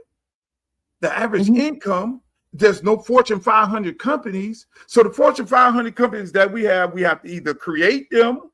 Mm-hmm. We have to either create those jobs. And one thing about Broward County was so beautiful. I mean, I've been living here 15 years, but when you go into, it's restaurants, it's bars, it's nightclubs, it's a lot different than Dade County. I'm gonna tell you that right now. Mm-hmm. It's bars, it's restaurants, it's mom and pop stores, and all this. It ain't no goddamn. It ain't none of these other people little restaurants running around the neighborhood. No, it is a vibrant city with homeowners and people average income of $60,000, but then still they got to deal with this bullshit of the insurance. And they people, I'm out there with the people in the park, and you got all kinds of entrepreneurs in the park. They got the cakes and they baking, they got their purses, and they selling their stuff, and they inspire to want to own a business. And you have an opportunity as a congressman or congresswoman to infuse cash and money into a district to do that. So Debbie Wasserman Schultz and all them can't tell me. Nobody could tell me that they really gives a fuck about black people. When black people, we don't want no handout. And so you want to go and represent this district so you can be powerful and take over hockey? No, come on. This lady, Stephen, this other one, this what really got me, because I always sit back like, what the fuck are you doing, Luke? You know, you got 3 businesses, you got a child, you can go, the child get ready to go to college, you get ready to go into your retirement years, you can go and just lay on the fucking beach and just relax for the rest of your years and just chill and travel. It's like, what are you doing? So it reminds, when I go into the district, it's like, it reminds me, no, this is what the fuck I need to be doing. I'm trying to help these people. And it is because the ones, think about it. Congresswoman from Massachusetts got TPS bill passed in the House, went over across the aisle, talked to some Republicans, got about 6 votes. She got TPS temporarily put on hold. Now we know it has to go to the Senate, and they got to do the same thing in the Senate. Somebody got to carry the bill in the Senate. And we already know, even if it gets passed in the Senate, it got to go to Donald Trump to sign it. We know he's not going to sign it. But I look at that, Steve, and I say, all these folks that are on TPS in South Florida, not no Jerry Moskowitz, who all of a sudden he on the picture screaming like he black now. He running around talking about the SEC and all that. Not one of them carried a bill carried that same bill that African-American woman carried. Now, maybe they co-sponsor, maybe Sheila co-sponsored, but co-sponsoring and sponsoring is 2 different things. And that's my point.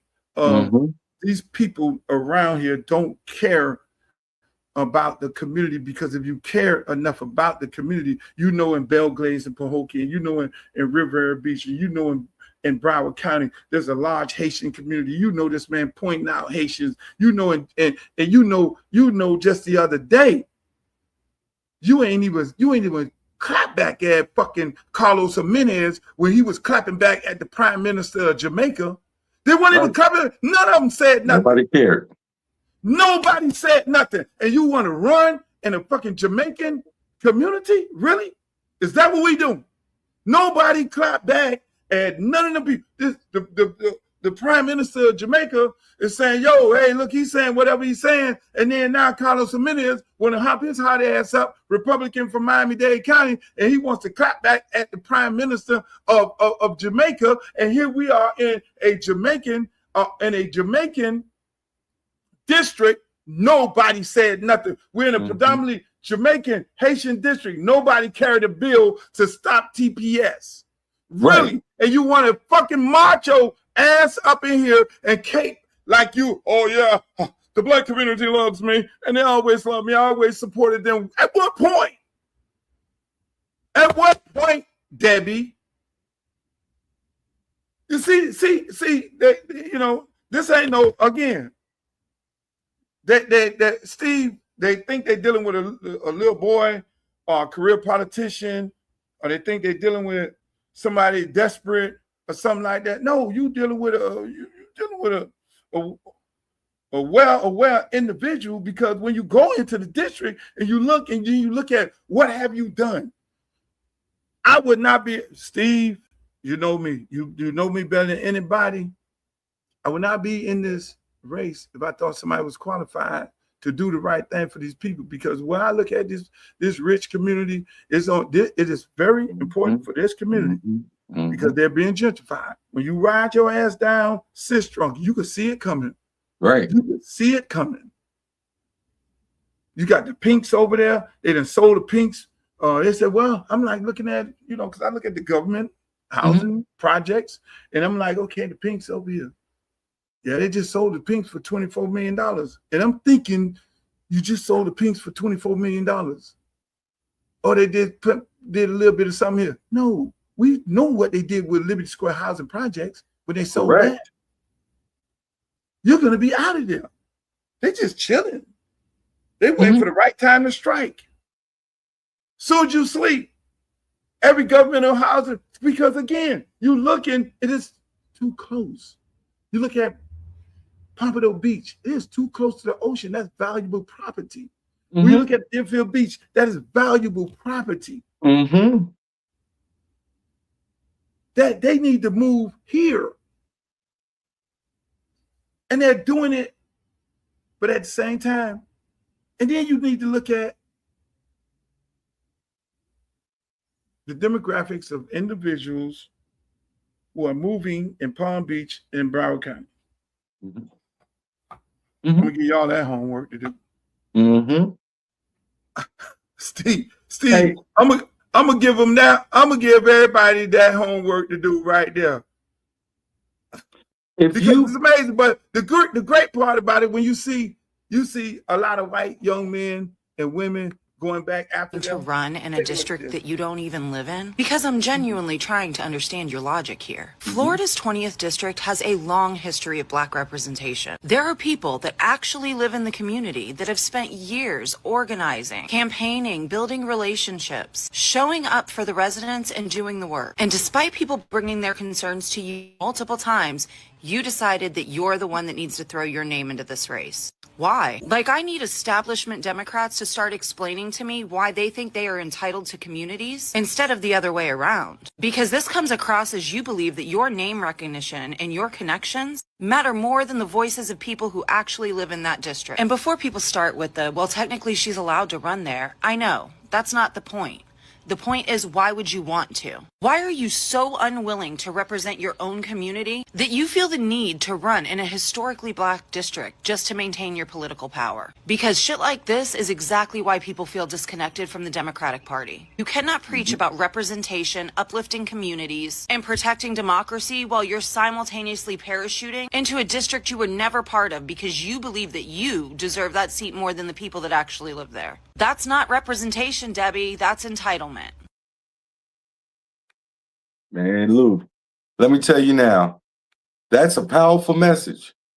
But all from now to August, there are a lot of candidates for senator, for U.S. senator, for governor. I can't imagine they would stay silent. I can't imagine that. Because we have, 17 days for her to make a decision. And by the way, life is not too late. She can hop over to 22 and do what it is that other people asked her to do. Because that's the other thing, right? Because it's a podcast. So the flip side will be, well, she had no choice. No. Hakeem Jeffries told us all this map was a dummy, was DeSantis dummy-mander.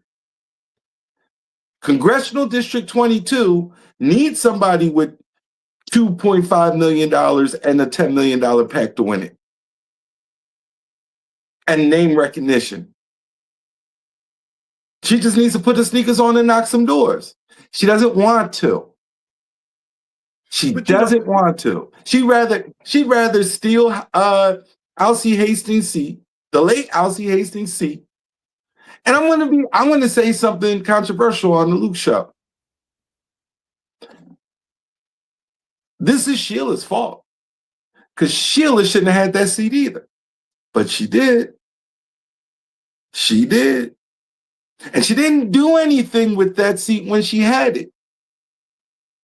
But that's what happens when you elect a Baltimore Ravens fan to represent you down here.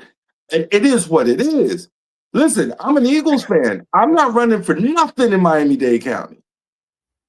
Right? But at least I live here. But all of that is aside from the point. The point I'm raising is this. After all that district has gone through, Debbie should have left it alone, and the rest of Black America should be looking at it saying, wait a minute, what's happening here? And you mean to tell me a Democrat who used to run the DNC under Barack Obama is the person doing it? No, that's wrong. I would never expect that from my ally. The real question is, ask her what she's ever done for the Black community. The answer is nothing.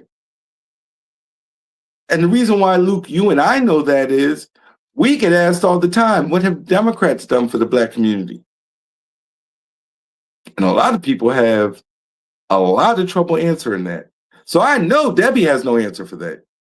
Steve, I earlier in the show, I had this conspiracy theory, in my opinion, that the deal was cut by Jared Moskowitz and her with Ron DeSantis because Jared Moskowitz worked for Ron DeSantis, and when the maps was drawing up, they needed to give Debbie a pathway to have a possible chance to win this district by taking Riviera Beach out of it, taking Belgrade, taking Pahokee, taking South Bay out of it, taking 5 black cities out of this district, reducing the number to 10%, adding a couple of her cities like Coral Springs, a few of her people into the district to bring the numbers where she would have a pathway to win. And I think in my deranged mind that they cut the deal with Ron DeSantis because Jared and Ron DeSantis is good friends, and let's keep it a buck. They merged Jared and Debbie's district, but why they ain't running against each other? So they don't want to bring up religion in it. Why they ain't running against each other? So then my conspiracy theory spider sense go to saying that, oh, we know they ain't gonna run against because they ain't gonna do it to each other. Right. They're not going to. Hey, look, let's keep it a buck. Black people do it to black people, but Jewish people ain't get ready to do it to each other. Look, and I love my Jewish brothers and sisters at the same time. Fuck that. So that wasn't even a thought that they were going to run against each other. So knowing that was the case, so they had to give Ron DeSantis an olive branch and say, Ron, I will not take these $15 million, these $2 million in cash money that I got on hand and take that 22 seat that's vulnerable that Joe Biden won by 5%. I'm not going to take that seat. I'm not going to run because it's a vulnerable seat. And I know Donald Trump approval ratings are down to 30%. I can take that seat. And I can do the noble Democratic thing and flip a Republican seat.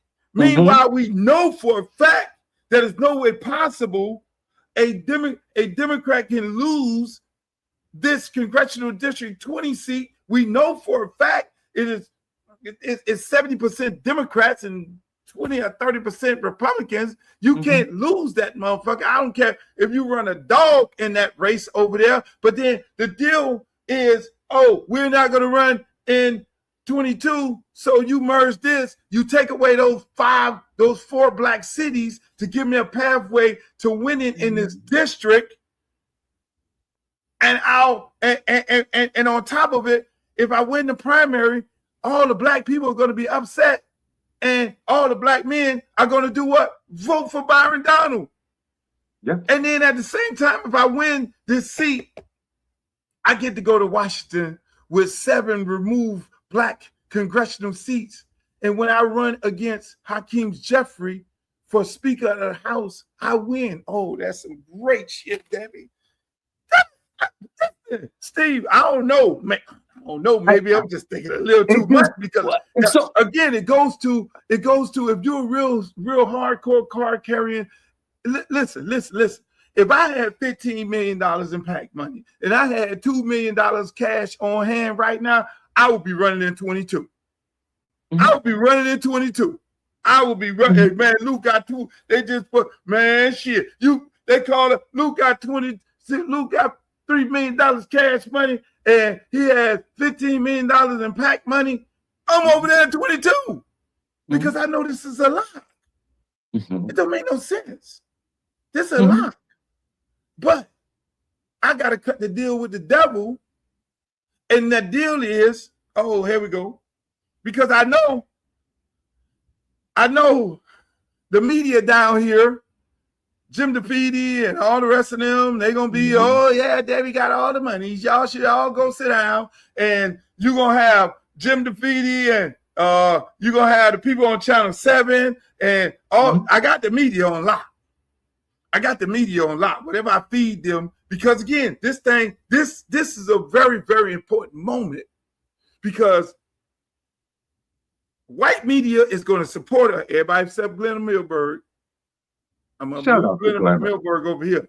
But the rest of them, they're going to support her. And they're going to run around and start talking about the money. But at the end of the day, it's the people. I'm betting on these people in Broward. I'm betting on the whites, the Hispanics, the blacks, and all of them not to go for this okie doke and retire this lady. at the end of the day, I'm really betting on them. I don't care how many people in the race. I mean, people keep saying right now, and put your strategy hat on. With all the black folks in the race, in the perfect world, would you prefer all the African Americans in this race to run against Debbie, or the African Americans go in the room and say, "Hey, look here, man, let's make a decision, and we're gonna run against a one-on-one"? What's your opinion of that? Because that's a floating thing. You are a kindly gentleman, because you know full well I do not like letting Debbie know what happens next. But Debbie needs to understand that Broward County's Black community is more organized, collectivized, and motivated than Debbie thinks. And so do you not think that at some point the Black people in this race who care about the Black community and the preservation, maintenance, and expansion of Black political power can't count just as well as Debbie can count? Hey, Luke, here's something Debbie doesn't want you to know. The registered Democrats in that district, I'm going to say it again, the registered Democrats in that district are overwhelmingly Black. So, in the primary, if it's Debbie, Black folks need to have a say. And I'll be honest with you, I don't care who you are and how much weight your name carries. Black folks have been asking when you leave the room anyway, well, what have these Democrats done for us? That I should expect that one there, Debbie, to do anything for me. You know, Sheila, let me real fast say this about missed opportunities and why they matter. Sheila was the first Haitian American congresswoman out of South Florida. And you and I are both good friends of the Haitian community and know the Haitian community well. And she went up to Washington when Haiti didn't have an ambassador. She was up in Washington when Joe Biden decided who Haiti's leadership would be. She didn't even do what I would have expected her to do, which is to assert the thoughts, wishes, and whims of the considerable Haitian American community here in South Florida. That's what I'm talking about when I say you can't keep sending people that make you feel good. You need to start sending people that make the other folks feel scared. Nothing. Now Donald Trump is in charge of it. What has changed for Haiti? Nothing. But Sheila had to leave office. She ain't speak up when Donald Trump got elected. Then what do we do? So when we have to sit down, that's what matters. And I'm not saying that we having to sit down. I'm saying that Debbie needs to understand that Broward's a lot more organized than Debbie thinks. I want to play a clip that Joy Reid, when Joy Reid spoke about when it came to, I guess it was about a week or two ago when the gerrymandering of the map and we were losing Black representation. And she was speaking to Republicans and to the people. Check this clip out right here. Me of a white conservative representing Black people, and how are those Black people faring? We found only one district where there was even 20% of the district is Black. And you know whose district that is, Waj? Speaker Mike Johnson. Speaker Mike Johnson is one of the few rare white conservatives who has even 20% of his district that's Black. You know how they were doing? His district is one of the 20 poorest districts in the country. It has an 18% poverty rate. It has a median income lower than the median income in the United States as a whole. It's one of the poorest, most difficult places to live in America. And he's the Speaker of the House. So the experiment has been run, at least for the Speaker, and there's no evidence that white conservatives will do a damn thing for Black people economically, educationally, where they're chasing us out of college. They don't want us to be able to go to Harvard. They don't want our businesses to be able to even give each other grant money to grow. We are less than 1% of those who get tech investments, and yet we get sued if we try to give each other investment money on like they were sued. That one group was sued for doing that. We're not wanted in federal jobs. They want to kick us out of that. They don't want us to get small business grants. They're saying that's racist to give us that. So we're all Black. So Mike Johnson is the human example of what it looks like when Black people are forced to be represented by white conservatives. It never goes well. And so now what they're saying is all of these 52% of African Americans live in the South. And they're now saying they get to have what? No members of Congress representing them. They just better be happy with and shut the fuck up and accept that it's going to be white conservatives representing your interests. How do you think that's going to work out? Not well. Hey, I'm trying to find, is there, so she kept saying conservative, but she kept saying white. Mm-hmm. So is there a district where white Democrats represent a large minority Black district and they did something for them? My brother, there is a district I can think of right at the top of my head. Representative Steve Cohen is the only Democratic congressperson out of the state of Tennessee. Shout out to Justin Pearson, who thought he was running to replace him. Representative Steve Cohen has had that seat since Harold Ford Jr. left office 20 some odd years ago. He represents Memphis, Tennessee. Now, you mean to tell me, and we know what's going on in Memphis. You mean to tell me that Memphis, Tennessee, I did not know that. You didn't ruin my Saturday. Memphis, Tennessee. You mean to tell me that Memphis, Tennessee had no other talent with a vision for what that district could look like? Well, we don't have to worry about it now because the state of Tennessee said, you don't want that. We're going to carve it up 3 ways. So now Memphis, Tennessee is going to have not 1, not 2, but 3 Congress people representing it. So you're telling me all this time, a white person was the representative for Black Memphis, Tennessee in Congress?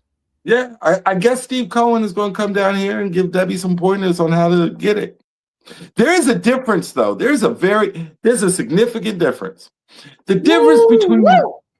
difference between Debbie Wasserman Schultz colonizing District 20 and Steve Cohen representing Memphis, Tennessee is at least Memphans knew him because what the area he represented prior to going to Congress was right there in the middle of Memphis, Tennessee.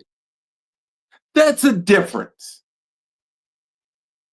The only thing the rest of Congressional District 20 knows about Debbie is her name. Because if people start looking into her history and all the reports of Barack Obama only speaking to her when they were in photo lines together when she was running the DNC, and her history when she had to resign from the DNC because they got caught cheating in favor of Hillary Clinton, which, by the way, was a lot of turmoil in 2016 when Hillary Clinton was running against who? the current president of the United States, Donald J. Trump. So, I mean, when people start looking at the history of these people, whose names they know well, it starts becoming indefensible, right? I had someone say, oh, well, she's going to be the chairman of the House Appropriations Committee. To do what? So wait, so she going to come down here with a big check for sis Trump? No, that's not how that works. And here's another one. And who in the barbershop cares about the House Appropriations Committee? But you know who does care? Them lobbyists, right? The people who make money off of Congress care. The people who are supposed to be served by Congress, they don't care. And aren't you supposed to be going up there to serve the people? Yeah, and that's the part that's so amazing. Here's another young fella had a lot to say about Debbie Wasserman, I'm showing the video of these white folks who are appalled. Recent Supreme Court ruling are poised to eliminate black seats across the South. Debbie Wasserman Schultz should not help them do it. Debbie Wasserman Schultz is attempting to carpetbag her way into replacing black political representation in Florida's 20th Congressional District. Established in 1992 under provisions of the Voting Rights Act, black Floridians were able for the first time since Reconstruction to elect a black political representative to Congress. And for the last 34 years, that's how it's been. Debbie Wasserman Schultz has also been in office since 1992, and in that time, we have seen the collapse of the Florida Democratic Party under her watch. What gives Debbie Wasserman Schultz the right, after presiding over these failures, to sidle on up to the safest Democratic seat in South Florida? And why does she think she's more entitled to this seat than the many qualified black candidates that have been running for it since the election began? Wasserman Schultz is testing the waters with polling and a congressional town hall scheduled for this coming Monday. We need to make it clear, a white incumbent with $2.5 million in their campaign war chest, funded primarily by the same corporate PACs that have made voters lose faith in the Democratic Party, is the last person that black Floridians deserve representing them in the 20th District. If Debbie Wasserman Schultz believes so strongly that her brand of corporate centrism is the recipe for Democrats to win tough races, then she should prove it by running to flip one of these new Republican-tinged districts. Hey, Luke, let me ask you a question. When you need you're a coach. When you need to win a game, because you're down by 3, and you need about 20 yards, you gonna put in the inexperienced player, or you gonna put in the player who you know best? The one that's been there, the one that's been with you that whole time. I'm gonna put in the player that I could trust. That's right. If the Democrats are down by 20, and they need 20 yards to take back the House, then Debbie should have took her ass over to Congressional District 22. Because that's the strongest fighter, right? Biggest war chest, biggest name.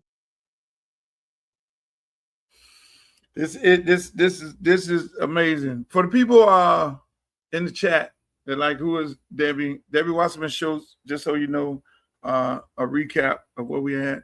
She's a white congressional elected official. She decided to run in a predominantly African-American district, Congressional District 20. She's actually running against me and 4 other candidates for the seat, for a black seat. Her district was merged with another Jewish candidate, Jared Moskowitz. She decided she wanted to run in the black district. She decided she did not want to run in the Republican district. That kind of took some of her folks that she could have ran in that district, where, you know, Joe Biden won that district by 4%. And as we know, Donald Trump numbers are real low. She decided not to run in that district, decided to run in a predominantly black district, where it's basically a layup. Whoever wins the primary win the general, because just like Steve said earlier, it's over 12,000 Democrats black Democrats in this district, where black Democrats are at 54%, 55% of the electorate in that district, and whites are 20% and Hispanics are 15%. So Debbie just going in there with her arrogance to say, oh yeah, I'm going to get all the white people and I'm going to get all the Hispanic people and I'm going to buy some of the black people. All I need to do is get the 30% and I win this primary with all my millions and billions of dollars. I get to do that and I'm going to go, erase another black seat. We expected more out of her. She was the Democratic Party chair under Barack Obama. And now we know why Barack Obama ain't had shit to say to her. Maybe it was because when Trump pulled out those Hillary Clinton emails, I heard that her and Hillary did have some conversations about Michelle. So I don't know. That's a whole nother story there for another time, because this is not going to be the last show that we have on Miss Debbie Wasserman Schultz. And so at the end of the day, ladies and gentlemen, I say this is a very important moment for Black history. I say that we all call out all of our elected officials in the Congressional Black Caucus, all the ones who do not denounce her for doing this. We put them in a bag and we say, these are the individuals that you, whether you're in Peoria, Illinois, or whether you're in Washington, or you're in Nebraska, wherever you are at, you don't vote for those African Americans, or you don't vote for those Democrats who don't call her out. And that goes for whites and blacks. Because if you look at what Donald Trump and Steve Bannon did to the Republican Party, they said either you with MAGA or we will replace you. Either you with African Americans in this moment in time, or we will replace you. And that's where we at. That's why I love what she did. She gave us the opportunity to find out who's really with us. White people, white Democratic leaders, and black ones. She's brought this to the floor, and it ain't gonna get swept though. It ain't gonna get swept up under the rug, because I have faith in everybody that's looking at this broadcast and everybody that will continue looking at this broadcast to say, hey man, we ain't gonna stand for this. That's where we at. That is where we're at. We can't stand for this. I mean, black, white, purple, again, everybody in this Democratic Party need to call her out for this. This is wrong. This is absolutely wrong. I mean, if the numbers were 50-50 in the district, they couldn't even gerrymander. Moskowitz couldn't even tell his homeboy Ron DeSantis he could not cut no more off of this district without going into the actual district to give it a pathway for her to win. He couldn't even do it. They couldn't even do it. There was no way for them. They couldn't no more. They cut what they needed to cut off. They put those people in Belgrade and Pahokee, and I hurt for them people. They put them people in Riviera Beach in a bad situation. They're being represented by somebody who do not look like them. They already got a water problem. And Riviera Beach is like Flint, Michigan, people. They're balling the water. Go look at the stories. They need federal assistance to rebuild a water plant that, again, the last Congress lady didn't do. Didn't get done. Tamarack is getting ready to be in the same situation. They want to storm away from balling their water because their water plants are 100 years old also.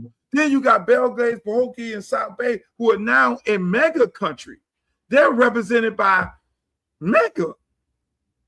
And like she just said, mega is not finna fund those people in Belgrade, Pahokee. They've been decimated by the sugar factories being tore down. Not tore down, but the sugar factories going automated and saying, oh, well, the robots and this shit automated. We don't need no people in the community to develop to cut the cane and do what the machines are doing.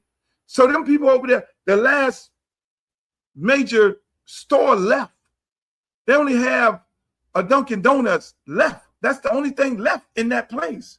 Where all those people are sitting there, you got some migrant workers still, doing the tomatoes and all that, but they closed down the prison. They could have Steve, they didn't have to build Alligator Alcatraz. They could have reopened the prison in Belgrade, Pahokee.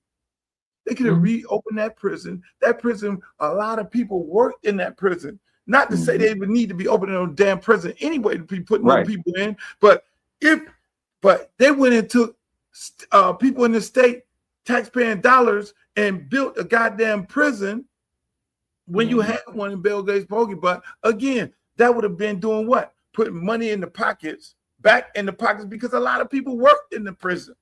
Them people homeless and shit over there. Them people suffering over there. They have so much land. They're eating off the land. They go into the lake. You got to see it. It's like some shit out of a, but they're proud people. And I love them for being proud. They go to the lake. The rabbits run.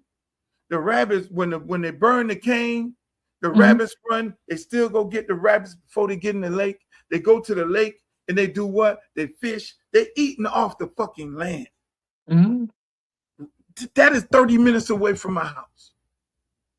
That is 30 minutes away from my house. And Ron DeSantis, Ron DeSatan, put them people for political purposes in a district where mega controls, where they will not do anything for the people. Hell, you had Democrats running the damn city. So when I went around looking at these cities and looking at the things that need to be done and how we could straighten up these places, then this asshole and this woman here and all of them go back in the back room because you want to be the Speaker of the House.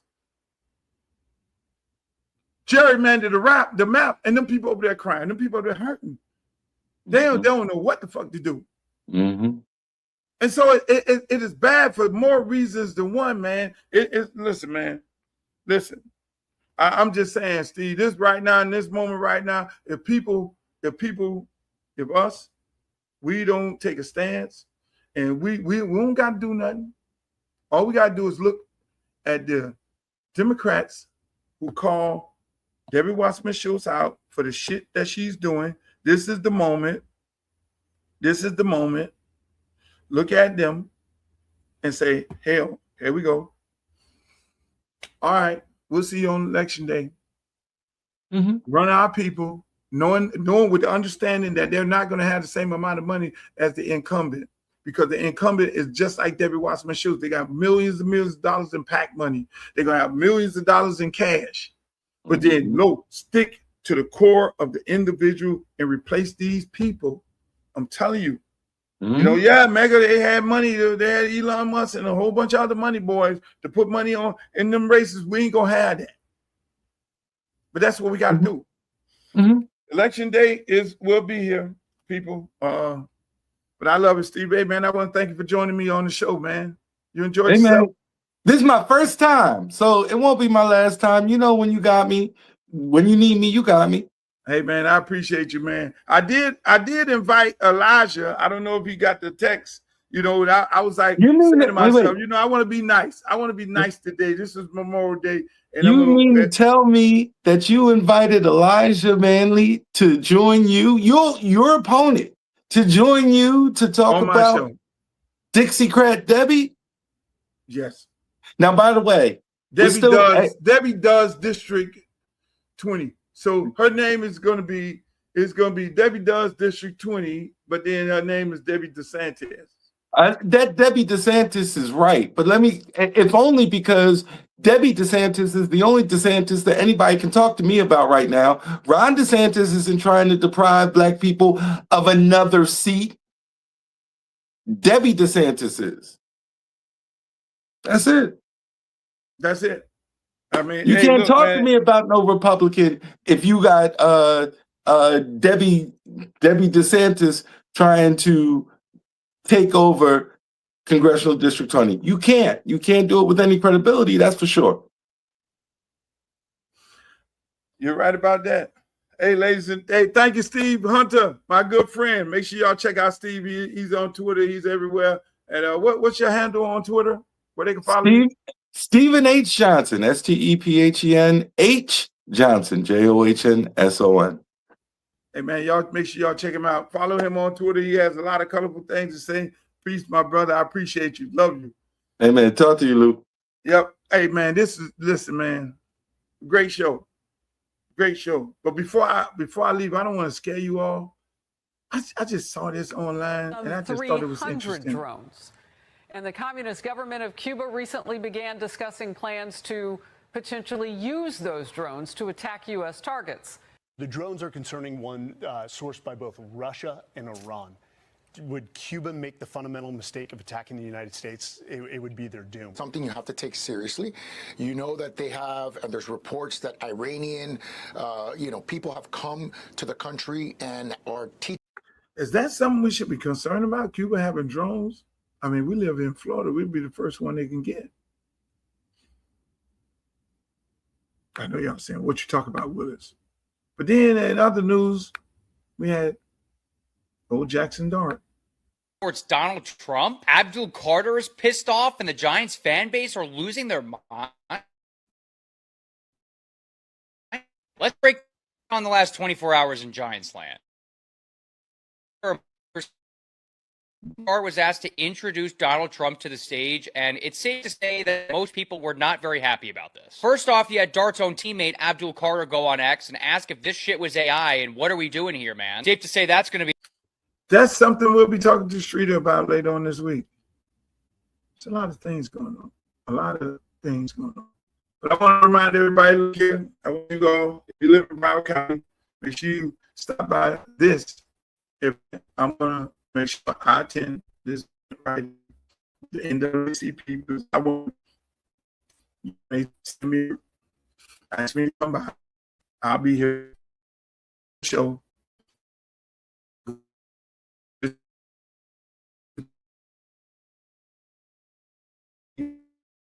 About the station. Look, pretty sure all the candidates will be there. At the time, ladies and gentlemen, again, hey, look, you want to be supportive of the campaign? Go to my website, www.luthercampbellforcongress.com. We're going to be talking about this and more throughout the week. We normally do our show Monday, Wednesday, and Friday. I want to thank you all for being on here. I want to thank Stephen Hunter Johnson for being on here. We had an excellent time, and I hope you all. This, like I say, this is a moment.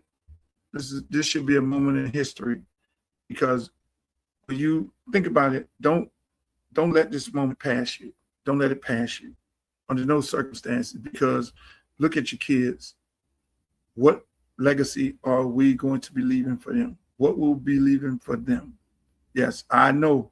Look, I'm going out there on the limb. I'm keeping it a buck.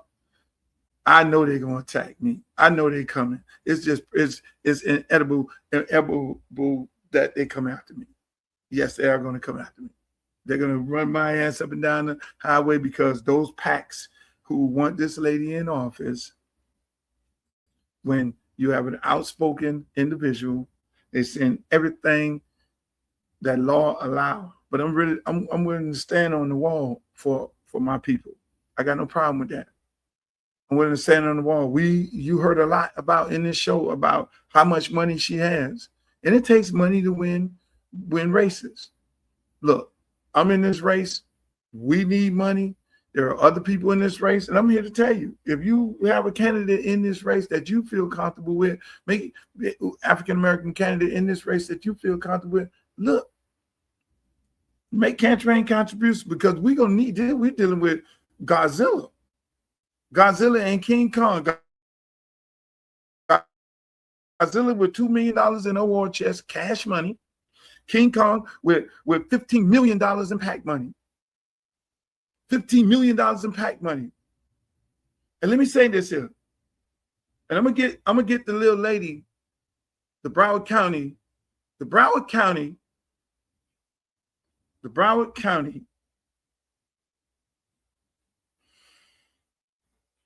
School Teachers Union president.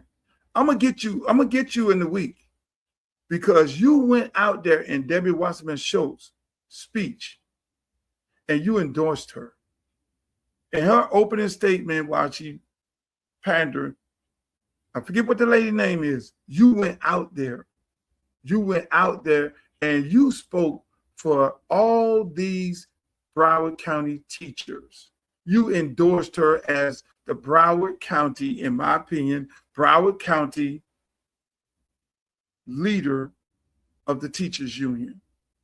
When you never spoke to me, you never spoke to any other candidate, you never had a vote with all the Broward Teachers Association to make a determination as to who they're going to support. This is the dirty shit that Debbie does.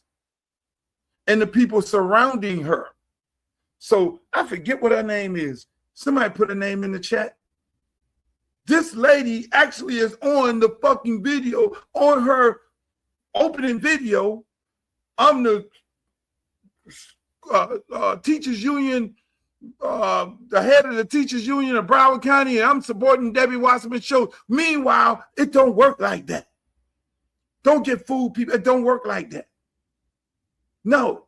Each candidate go and meet with the union and meet with the representative. There's a panel, there's a questionnaire. You write down on the questionnaire, and then what you do is they take the panel and then they pose it to the union, to the teachers, and the teachers then vote on who they want to support in the race. That lady just said, fuck that. On the day that this lady announced, really? I'll take care of her. Just y'all can tell her Cap D is coming for her. But at the end of the day, ladies and gentlemen, enjoy the rest of your week. We'll be having more conversations on this issue and more, because this is the Luke Show, and we keep it a buck. We keep it 100, 1,000. And you know what? Let me just say this. Y'all tell Debbie she's more than welcome to come on here. I love to have her. I would love to have her. Debbie, you can come on here. Anytime you want to have a conversation about the Black community, you are more than welcome to come on here. You have an open invitation anytime you want to do it. If you want to get on this show at 2 o'clock in the morning, I will turn this motherfucker on, and me and you will have a conversation about the Black community. That's what I keep it a G. I keep it a buck. So y'all run and tell her, you're more than welcome to come on here, Debbie. It won't be no ambush. It'll just be me and you. I don't think you're ready for that smoke. It'll be me and you, Debbie. You have an open invitation, Debbie Wasserman Schultz, to come on here and have a healthy conversation with me about how you're better suited to represent Black people in Congressional District 20 in Broward County over me and every other candidate. I welcome you to come on this show, Debbie. That's the type of person I am. So, ladies and gentlemen, that's my show. I want to thank you all, everybody on Twitter. We will be replaying this show, and anytime that you want to see any of my shows that I put on here, you can always go to my YouTube channel, Uncle Luke TV, and you can see all the shows, the archives there. You can see them in their entirety. Along with this show, it'll be consistently replayed throughout the week, all the way up until the time we do another show. So, again, hey, shouts out to all my people on Facebook. Shouts out to all my people on YouTube. Shouts out to my people over there on Twitter and Instagram. That's Uncle Luke Real One. Instagram and Twitter, Twitch, Uncle Luke TV on YouTube. Make sure you go like, share, subscribe, follow me, Uncle Luke, over there on my fan page. I love you all. This is going to be a very exciting week. Don't go for the okie doke. I'm just saying. I love you all. Hey, in the words of the old Walter Cronkite, may the good news this week be yours. And again, happy Memorial Day for all the soldiers, all the people who laid their life, put their life on the line, and all the families who have soldiers in their life and who have soldiers that have passed away. I pray you're in my prayers. God bless you. And like Walter Cronkite say, may the good news be yours. I see you. Adios, amigos. Peace.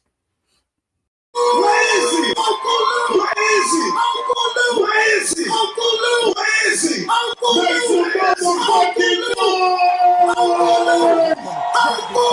where is he?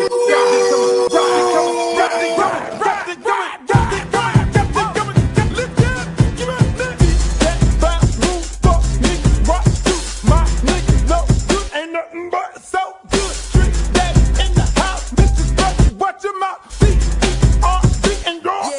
I like my hoes, never homos in the street hoeing. Into the store with their ass cheeks showing, looking fly with the M&M's when I'm in that coupe. None of the ones that like to run up and on. Like the big booty hoes with cute faces. Let nigga hit it on the first day basis. Niggas fake bitch kick game straight. X no down with the dominating place on. When the Panther sets with diamonds glaring. Keep a nigga staring when you wearing down the Karen. Or skipping shit to keep a nigga looking at you. When the bunk says you can show off your tattoo. Even if you're a max true player.